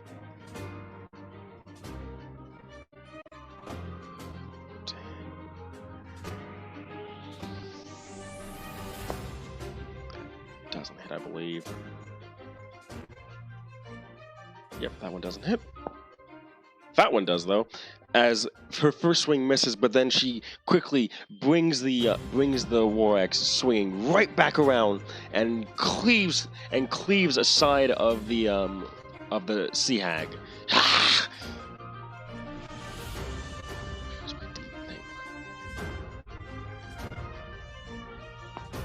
takes 12 slashing damage as a result. Beiji, it is now your turn. Beiji's gonna level his pistol at the priest who's across the way. And let me see it. Do I really want to burn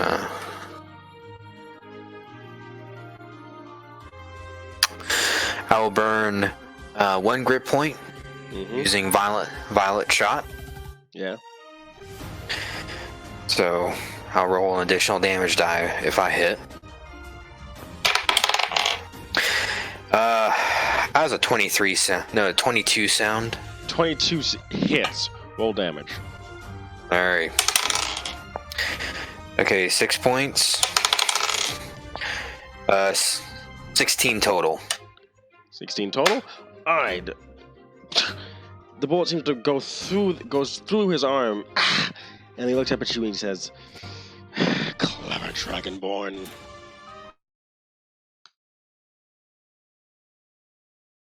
Oh. No. I thought I froze up. I froze up there for a second. Anyway, continue.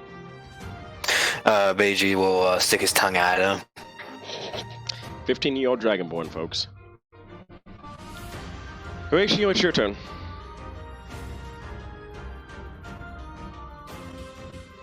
Yes. Okay, so, I'm gonna, these guys, these girls right next to me, they're baddies, right? Yep. Okay. I'm gonna, let's see, let me just get back to that. I'm going to, jump on top of the closest one and bite into her shoulder, and Roll to hit. also, yeah. Oh shit! Stupid thing.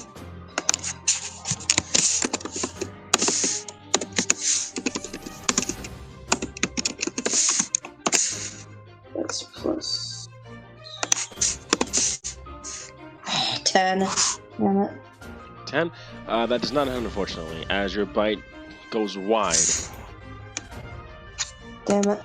As they use their shield to block it. What is this thing? I'm gonna also have pause go after Roll to hit. her too.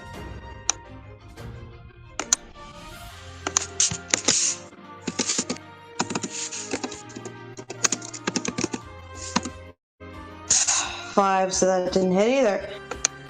Fortunately, yep. Again, shield blocked. Yeah. Ah, Alright, that's my... vermin all over the place. The Reaver shouts as they push your lizard back. Excuse me, I am offended. And it's Tamanus' turn, and you see Tamanus come up with this giant axe at the water weird, and just seems to, and you see it encased in shadows, Beiji, before it just starts chopping away at this water weird. That hits. Does not hit. That does not hit. Okay. Whoa, that cut out really bad. How bad?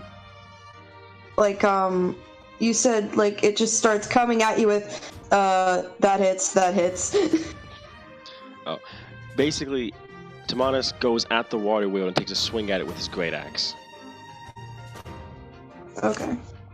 And the water weird takes 13 points of damage. Actually, no, wait, that's 2d12. I'm sorry. So 23 points of damage.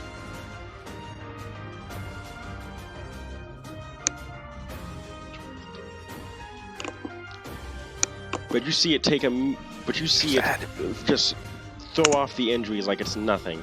As it's now... Mahan's turn. Who is in need of healing?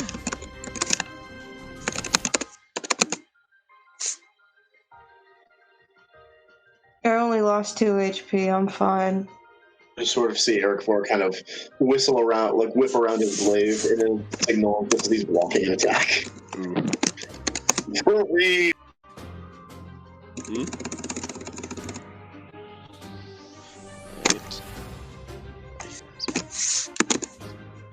Alright.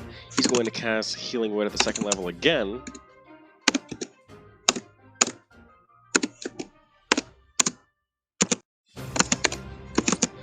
Eric Farr, you get back 12 hit points. Wait, no. 15 hit points. Got that, Eric Farr? Understood. Alright. And with that, we now switch over. And then he's going to use his bonus action. Yeah, he's going to use his bonus action and look at Beiji. And look in the direction of Beiji. Beiji!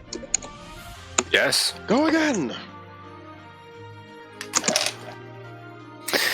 I will take aim at that bloody priest again. Roll to hit. Has a 12 sound. A 12. Does not hit, unfortunately, as this time the priest seems to use a bit of water, like bends some of the water and uses it to catch the bullet before the water falls back into the river. Beiji will say something how that's unfair. And then with that, it's going to be the Sea Hag's turn. The Sea Hag is going to attack Horatio. Yeah.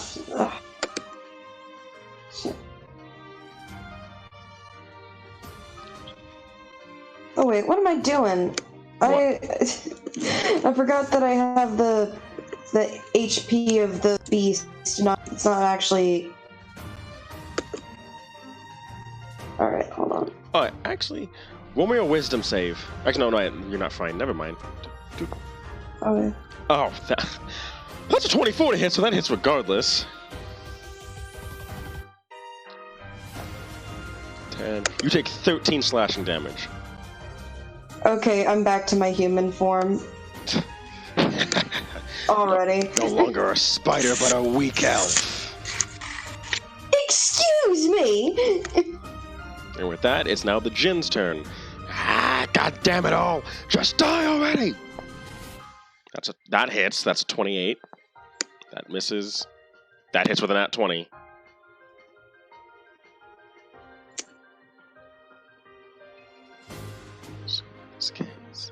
So the water begins to become even more tumult as the river starts shaking and starts lashing against the rocks that some of you are standing on and against the coastline. It's 2d6 plus 5 plus 6, so it's 36 plus 5 times 2.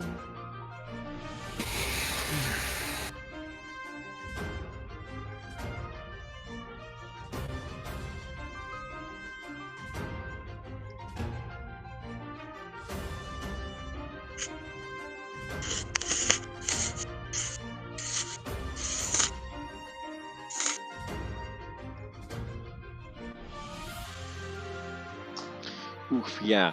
The Ifrit takes a total of 46 damage as he gets a good cleave through the shoulder. Ah, damn it!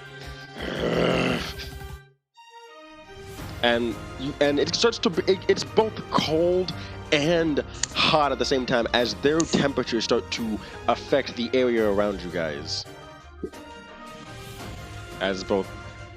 And at this point, it is now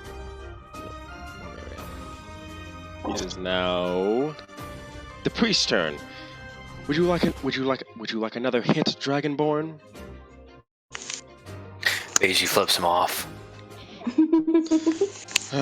Crass. Of course, that's how you people are. And he's gonna cast. Actually, what would hit the most people?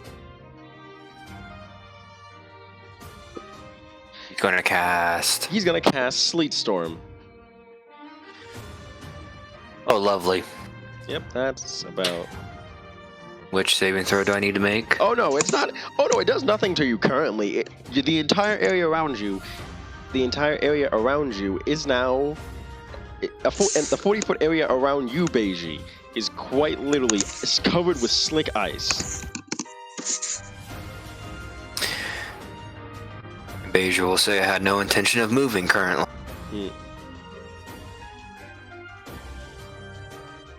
As he looks down at the icy ground.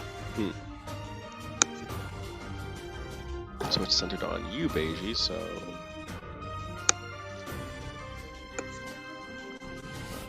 10, 15, 20...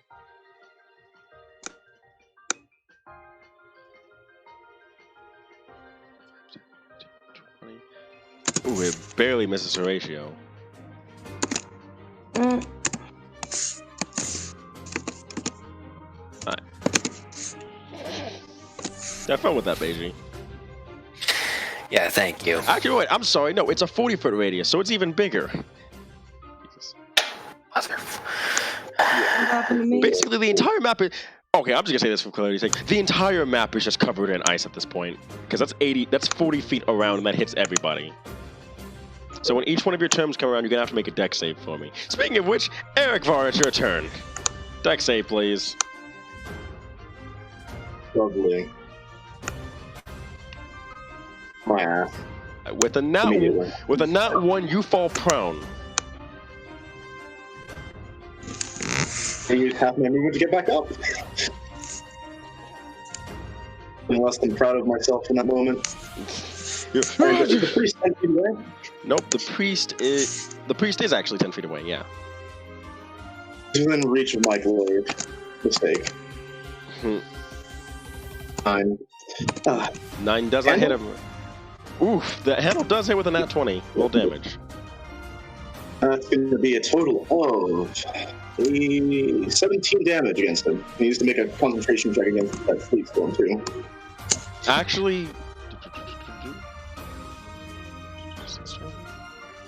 Yeah, alright. He passed with a nat 20, so... Unfortunately. But you said 17 damage? Gotta draw the actual. You do hit him pretty hard, though, as your handle hits him square in the chest, and you hear a few ribs crack. He growls for a moment. I hate you stupid magic fights. They're all the same. Anything else? And with that, he's also going to... Let me see. It's pretty good. Probably just... he's going to try to move... Difficult terrain, so half movement. Half movement at this point. 15. He will... he's going to go ahead and move in between both of these guys here. Alright. Alright. That'll be his. Got it. With that, it is now the water weird's turn. But seeing how the water weird's covered in ice, the water weird is cut off from its point of water. It kind of looks down from it before it splashes against the ice. Dead.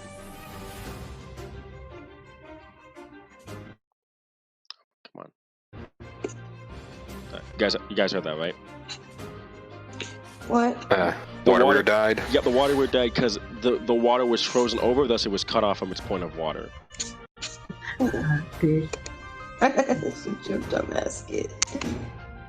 With your dumbass kid. And then it's now Weaver 2's turn, as he's going to... Weaver 2 is going to come around and is going to attack Horatio once again. Oh my god. Oh my god.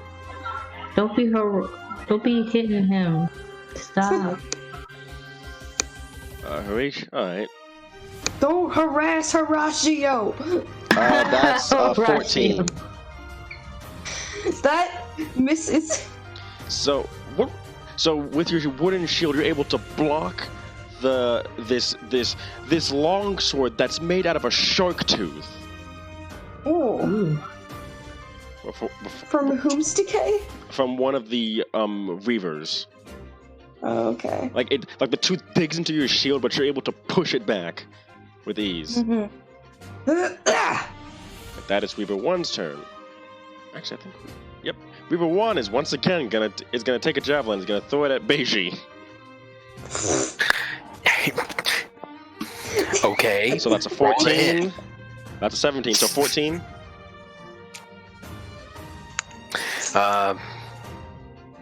AC 16. All right. By the way, the area around you guys is heavily obscured, so you all have disadvantage to hit now. Yeah, what? Because of the sleet storm, the area around you is heavily obscured, so you all have disadvantage to hit. All of us? Yes. To hit. Not if they're running close in front of us.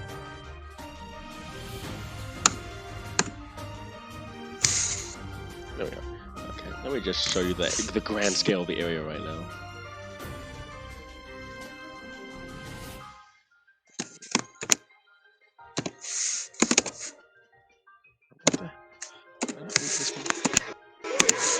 Ah, shit. Hello.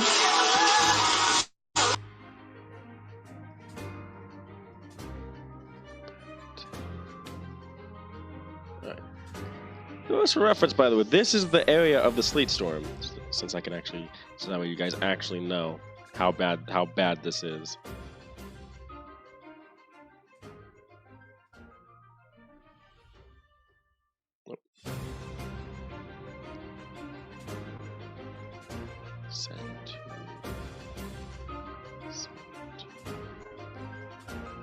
There we are. So yeah, that's how bad it is. Anyway, it is now the Ifrit's turn. Once again, taking a swing. That hits. That hits with a nat 20. That does not hit. So once again, the Ifrit takes several swings, but only 2 of them are able to land this time. One of them very grievously. You know, I feel like I'm doing most of the work here for you people. He says to you all. Who kind of odd?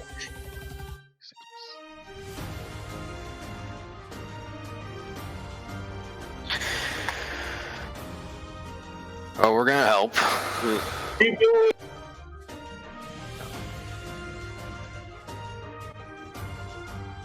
$44 damage again. Jeez. All right. Yeah, the Jin's looking pretty bad at this point as he's injured. God damn it! God damn you all! As he shouts out in anger. With that, it is now your turn, Yuri. Okay. Roll me a dex save, please. Oh, fuck. You start your turn in ice.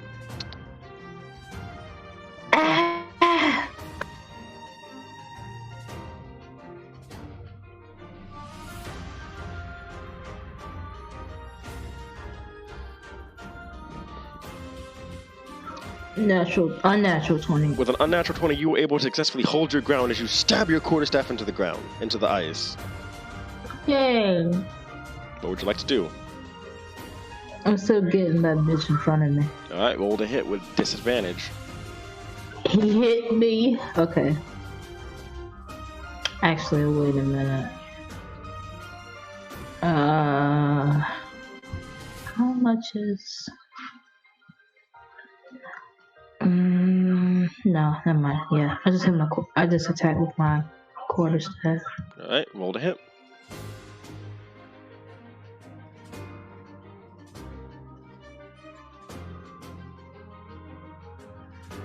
$21. 20 with disadvantage? Oh, fuck.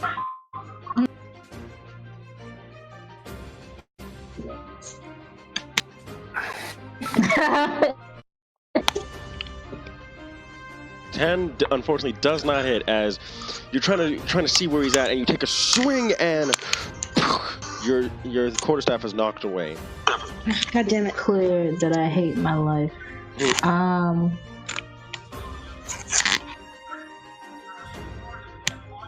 I can't do anything else, can I? I don't want to spend another keep, man. Fuck this. Fuck everything. Alright, I guess I'm done then. You done? Yeah, I guess so. Alright. With that, it is now Anya's turn, as she's going to take her light. She's gonna make a dex save first of all. She succeeds. She's gonna shoot at the knight that's in front of you, Yuri. And she says, "Heads up!"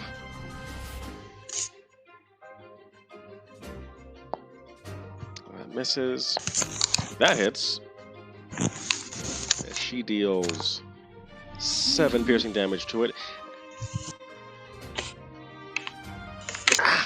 And the knight gets hit in the shoulder by a crossbow bolt that he tears out, and you hear it thunk against the ice. That is now Weaver 3's turn. Weaver 3 is going to look around and is going to try and take another swing. He's going to try and take another swing at Horatio, this time with disadvantage. That's a nat 1. So yeah, his sword just shatters against your shield. No! He shouts out as you hear it break on, as you hear it shatter on your shield.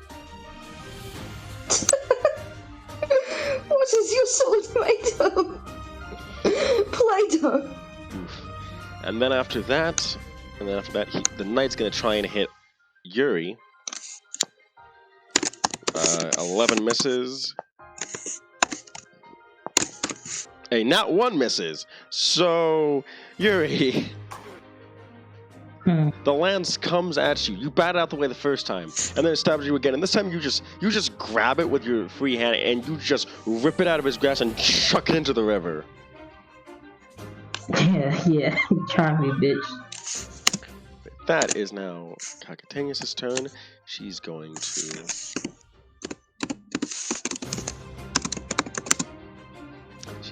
to roll a dex save first of all. She succeeds, and she's gonna attack the sea hag over here.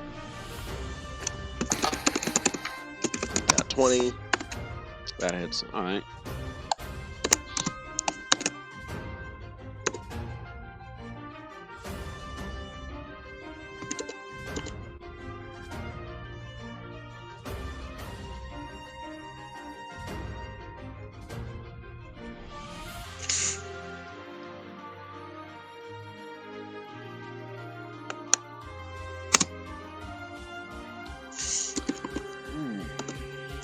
The hag seems pretty injured at this point as she is cut down to size by Kakatanius' war scythe and looks on the point of collapsing with a couple more hits. Yeah. With that, it is now Beiji's turn. Alright.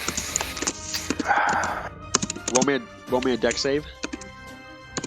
Alright. Quick question. Mm-hmm. If I fail, can I try something? What are you gonna try to do? Generally, we're standing at the top of the slope, correct? Yeah. Would it be possible either way for Beiji to slide down? Potentially. Alright. Okay. 15 That total. succeeds. Alright.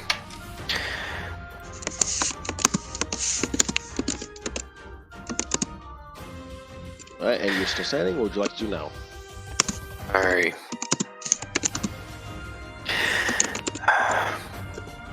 How bad is the two elementals looking? The Jin looks like he's barely hanging on, and the Ifrit is still holding on strong. Okay. What about the sea hag over there? She And looks the, like she's on her last legs with a couple of hits. Okay. Alright. Okay. To try to close the distance at least on how far he needs to shoot. Mm-hmm. Half movement. Okay.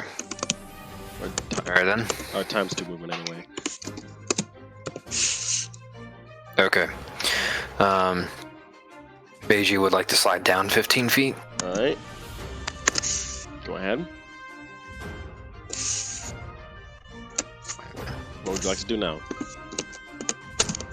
And I would like to take a pot shot at the Jin.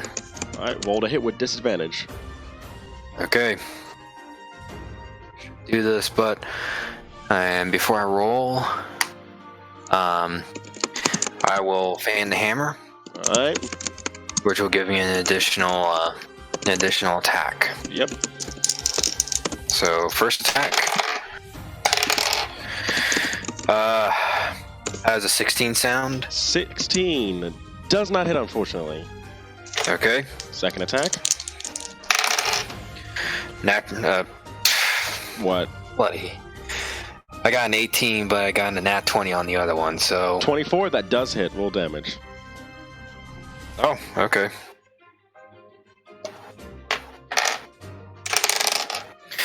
Uh, 13 total. 13 total. Ah! What the? How are you even able to see me? Beiju just simply waves into the fog. So you said 13 total? Yeah. Alright. Ah, God damn you all! He growls. And anything else you'd like to do your turn?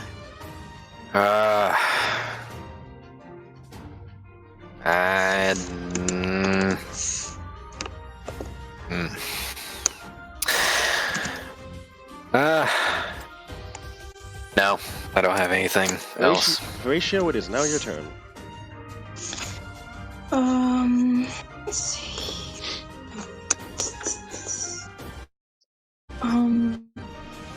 Let me look at my spells. I had no plan.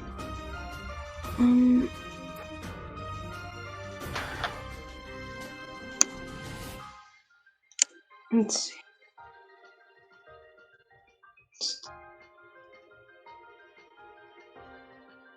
I'm gonna...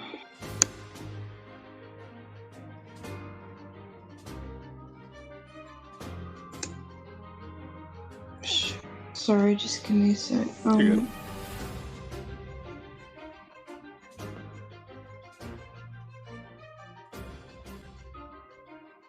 I'm gonna cast Flame Blade. Alright. I'm gonna move over here. And I want to chuck it in the Dijin's face. Roll to hit with disadvantage. Okay. That's...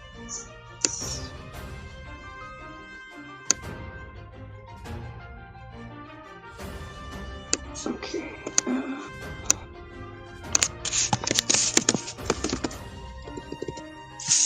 Oh wait, no, not the discussion chat, damn it.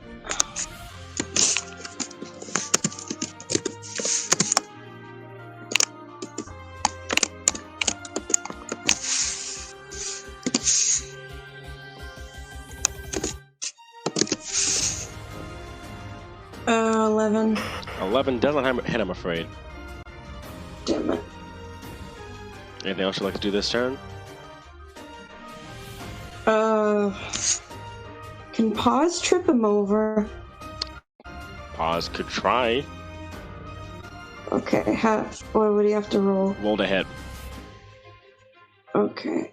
And I have to roll an athletics check in response. I think that's just a D20.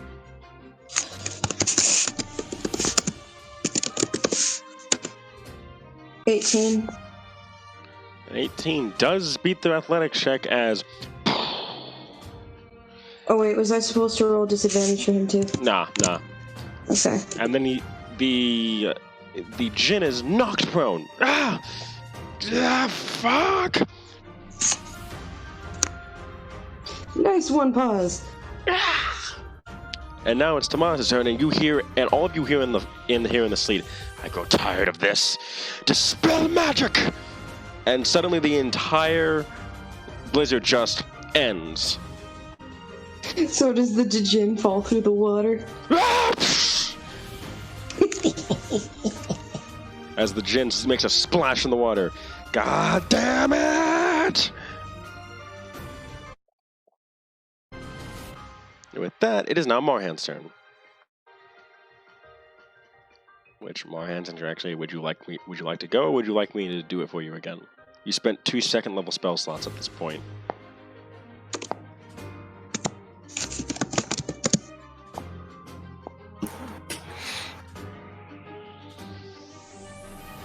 Hey, car.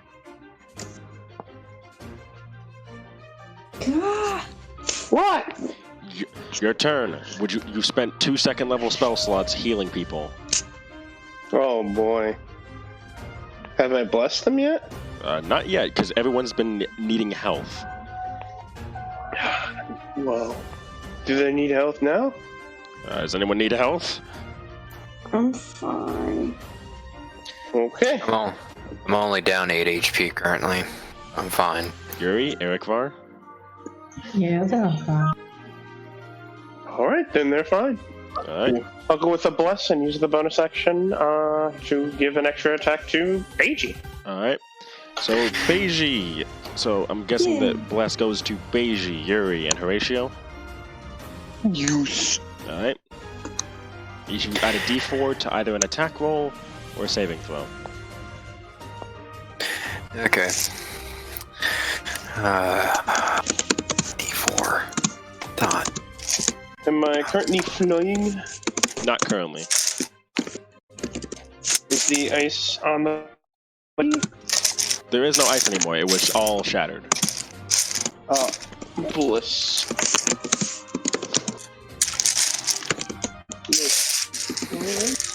I guess I'll probably just fly up and that'll be my turn. Alright. And you said I get a extra attack? You get an attack and you add a d4 to your attack roll. Okay. I'll do that, and I'll shoot the blue boy. Alright. Roll the hit.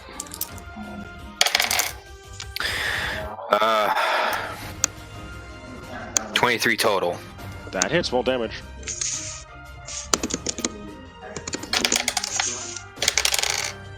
Six points of damage.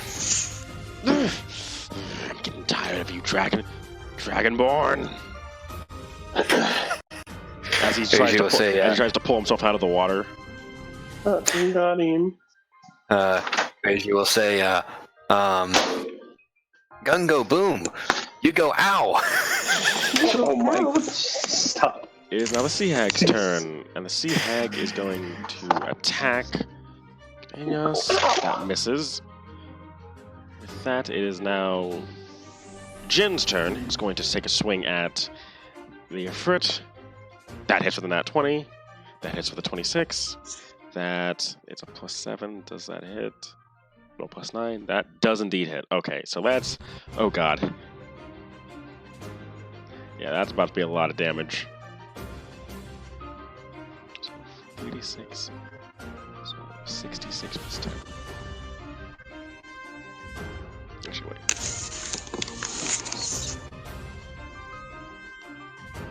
This might actually accidentally kill the Ifrit. Oof. No. Let's hope it Please doesn't. don't. Please don't. Have mercy.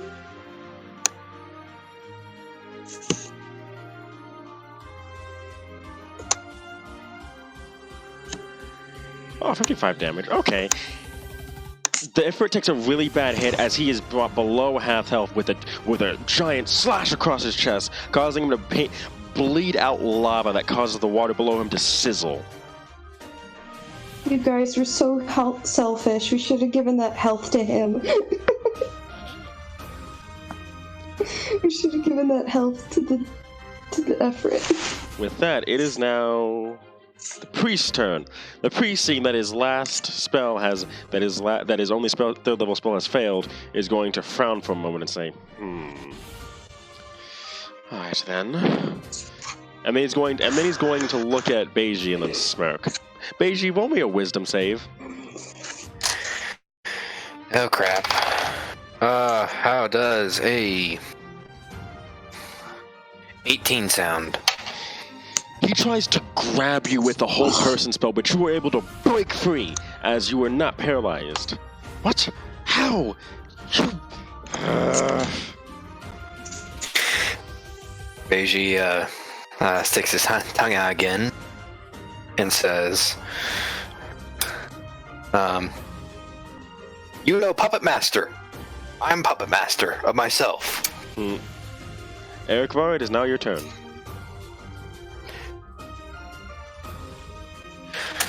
Jeez ice, I'm just going to do the same as the first. Glaive with the handle. The handle seemed to do way better. 15. Who was that aiming at? At the priest. The handle does indeed hit. Right then. I'm going to try to reroll the d4 there. That'll be a 4, so that'll be 11 damage total. Ah, fuck! You hit him. You just hit him square in the mouth with the pommel of with the handle of your glaive.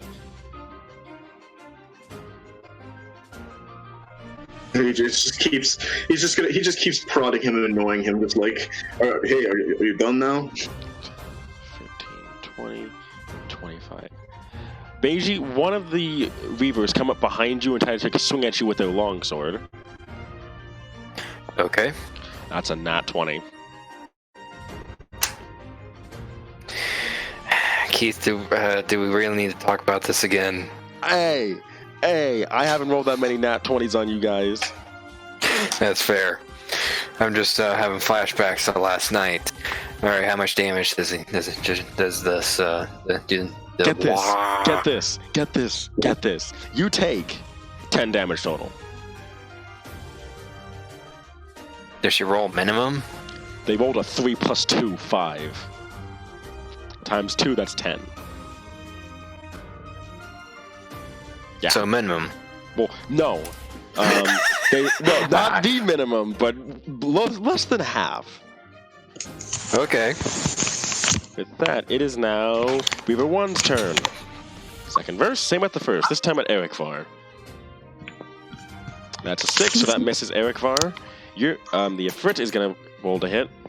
Wait a minute, did something try to walk off him? Someone tried to throw a javelin at you and they missed. Okay, never mind. That hits. That hits. That hits. I think this might kill the Jinn. Not the Ifrit, the Jinn. Oh, the Jinn. Oh, good. So that's 46. So that's... that's 12d6 plus 18. If this doesn't kill him, I'd like to say in advance, what the fuck? Oh, yeah. Mm-hmm. Okay, so the Ifrit lets out this mighty and swings his sword straight over his head and cleaves the Jinn in two.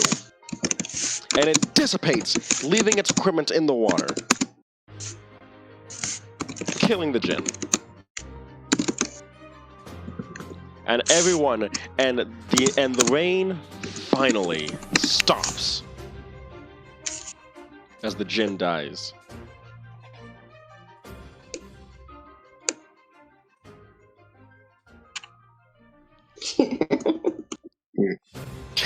And everyone kind of pauses for a moment, like, oh crap. And they all look at the Sea Hag and she's like, kill them all! She kind of lets out a mighty roar as she says that. And she spurs her men to keep fighting, as it is now. They want to, though.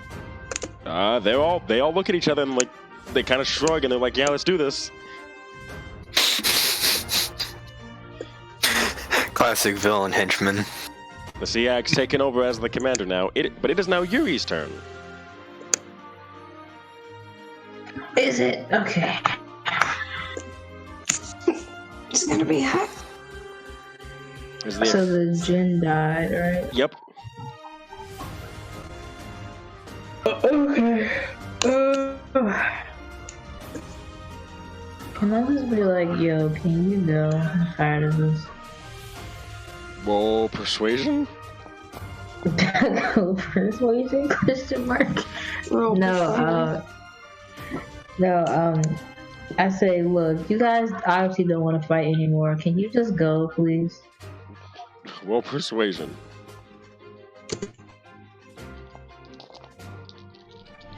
Roll persuasion.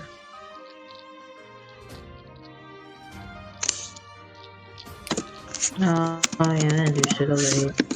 What was that? Fuck you, but 8. Yeah, the knight kind of laughs, scared. No, I'm just tired of y'all. Alright, fine. I guess. How is the water? It's not ice, is it? Right? Nope. Or no? It's not ice anymore. So the water around is like deep, or how deep is it? About 10 feet deep. How tall is that dude? He's about 6 foot tall, 6 feet tall.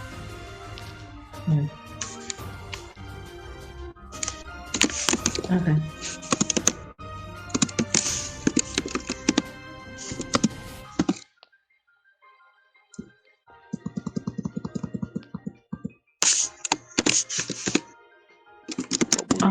I guess I'll do.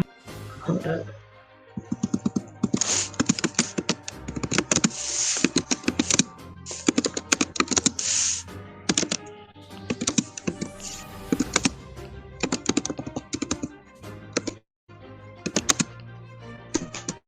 Eric will have to move, but I'm gonna do Thunder Wave. Alright. In this Me case, anyway. I can take. Okay, so I'm gonna hit the dude in front of me, but it'll also hit the other guy in the back, right? yeah. It's like 15 feet. How far away is it? 15? He has like 15 feet. Okay, in that case, then. It's like a 15-foot cube. Centered on you? I guess. I mean, I was just doing forward. In that case, Beiji and Eric roll a what's the save? A wisdom save? No. It's for Constitution. Yeah, Con Constitution. save. Yep, everyone, you two roll me a con save. 19. That's a failure. That's a failure. Alright. 6. Roll damage. Okay.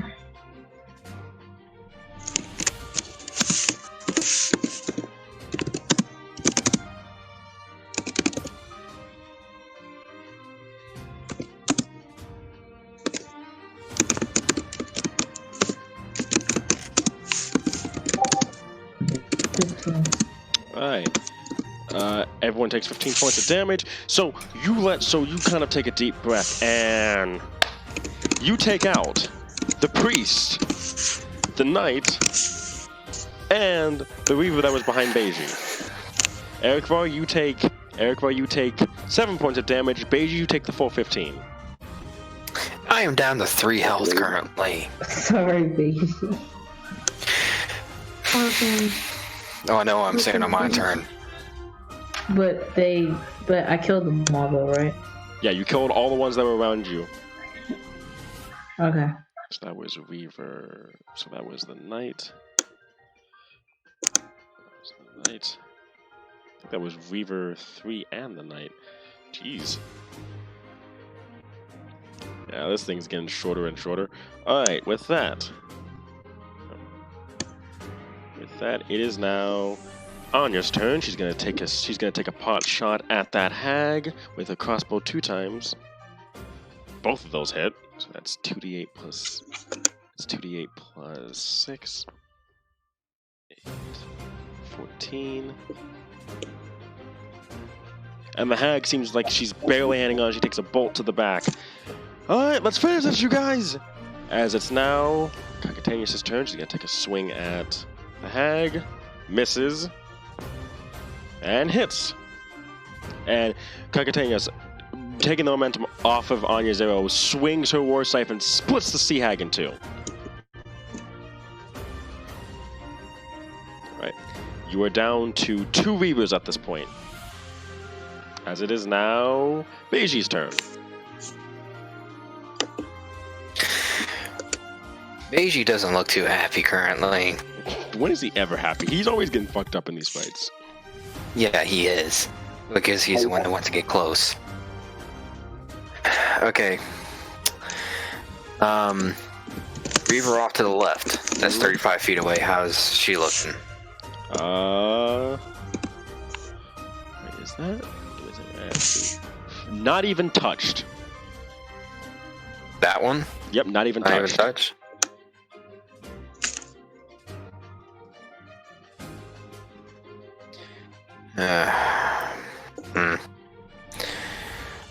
That one's not even touched, you said? Mm-hmm. Alright. Beiji's gonna shuffle over 15 feet, or 20 feet. And for the first time in this game, he's gonna use his breath weapon. Alright.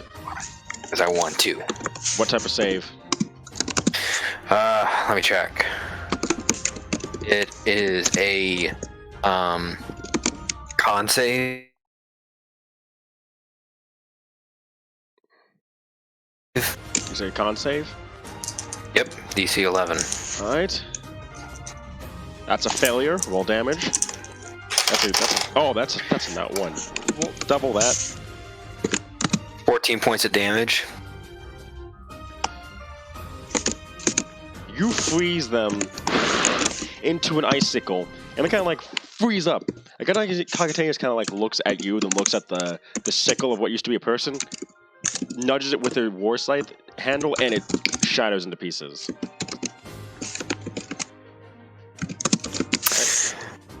And then Beiji's gonna look up at Marhan. Heal me. It is now Horatio's turn. There is one Weaver left. Oh, fuck. Maybe I won't miss this time. Where am I? Where's the Reaver? That's all the way over there. Okay. Let me just... boop, boop, boop, boop. I go as far as up I can go. And what can I cast from here?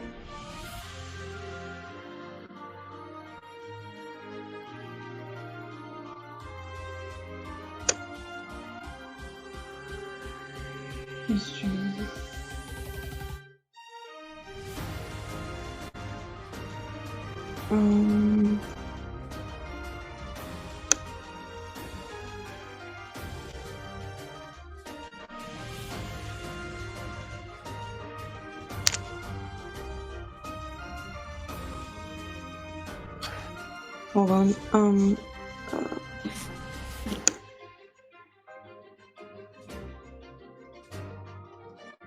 I'm gonna cast Earth Tremor at the second level. They have to Has to make a dex saving throw. That's a failure with a 9. 1d6 bludgeoning damage, and it's knocked prone. Alright, let me just...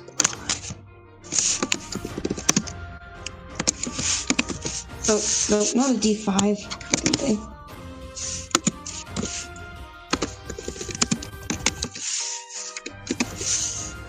Two. Fuck. Oh wait, the second level. Hold on, let me see. That's Shit, I 2d6. forgot. Yeah, so, where is it? You have 2d6. So let me just...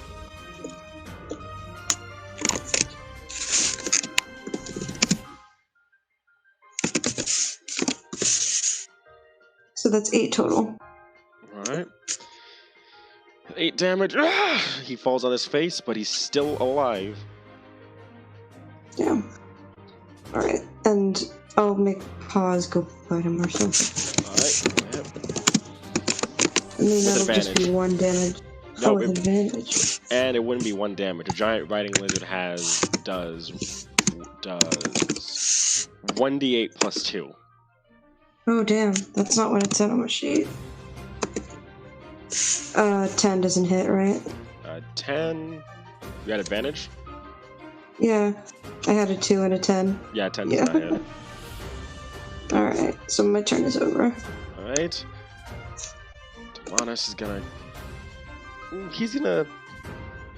Yuri. Yes. Demonis is going to look at you, and your own shadow eats you and teleports you next to the last remaining Weaver, and you get a free attack. Okay. Oh. Quarterstaff. Roll a hit.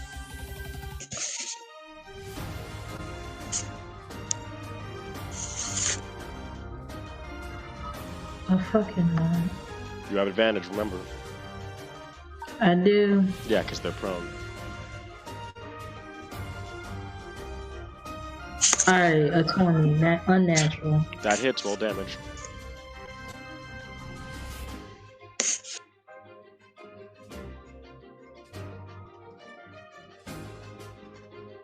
Six. Alright, are you going to flurry of blows this or no? Yeah, sure. I can. Alright.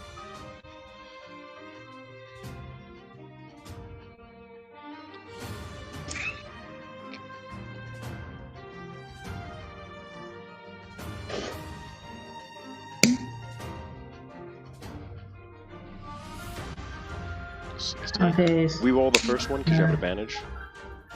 Oh, right. Yeah, I keep. 16.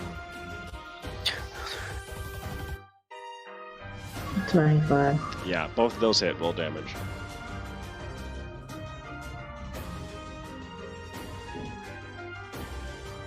$15. With that, you hit him with the quarterstaff, and then basically, Yuri, how mad are you right now?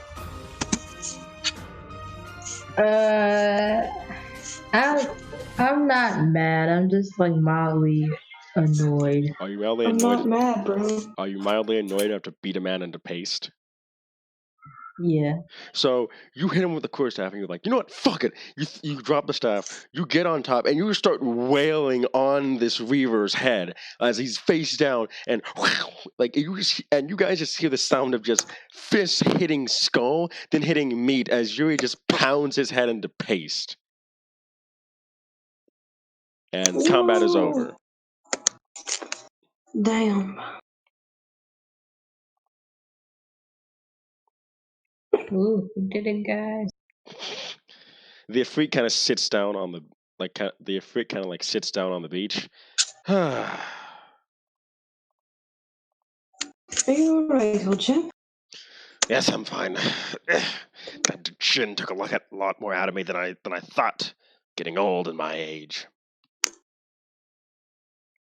You're getting old? How old would that be, pray tell? What year is it? What's it again? 1500. 1500 SF. SF. 1500 SF. About 1,000. What? Damn. He's been around as long as War Torn. Yep. You all fought well, though I did do most of the work on that Jin.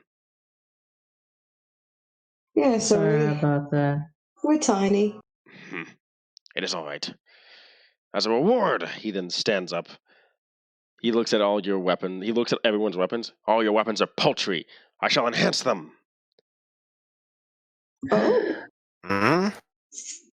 Excuse. But first, that will be when you rest. As your caravan slowly comes up, and Albion sees like all the dead, and he's like, "Hag showed back up." Yep. He then looks at the stuff on the water. Do I want to know? No. No, you don't.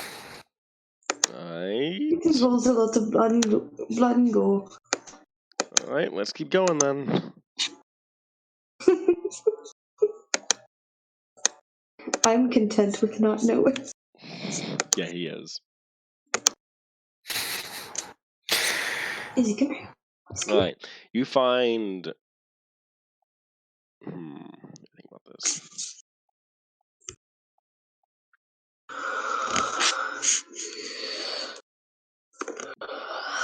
This is mainly a... Okay, you guys find 277 gold on the dead body of the Jin? yeah. And then you find about 10 50 GP gemstones on his person too. Whoa. I'll leave that to you to divvy up because I can't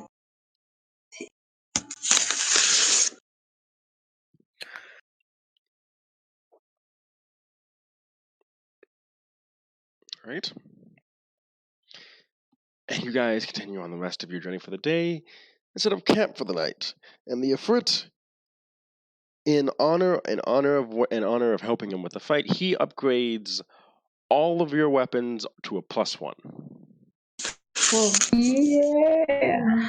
shit. Wait, I have a +1 to my quarterstaff though. He kind of looks at it. Is it +2 now? He kind of looks at your quarterstaff and says, "Do not believe I can enchant. I don't think that your measly body would be able to handle such a powerful magical artifact yet." No, I can handle it for realsies. He looks down at you. He looks down at you as he towers over you. I highly doubt that. So just make it a scimitar +1. Yeah, all of your weapons are now +1. That's the only weapon I have. And your but he does hand you a ring of protection. Ooh. Oh. Ooh. Okay. Thank you. And that is where we're going to end tonight's session. Oh, shit. Because it's like, Oh. so I'll see you guys next time.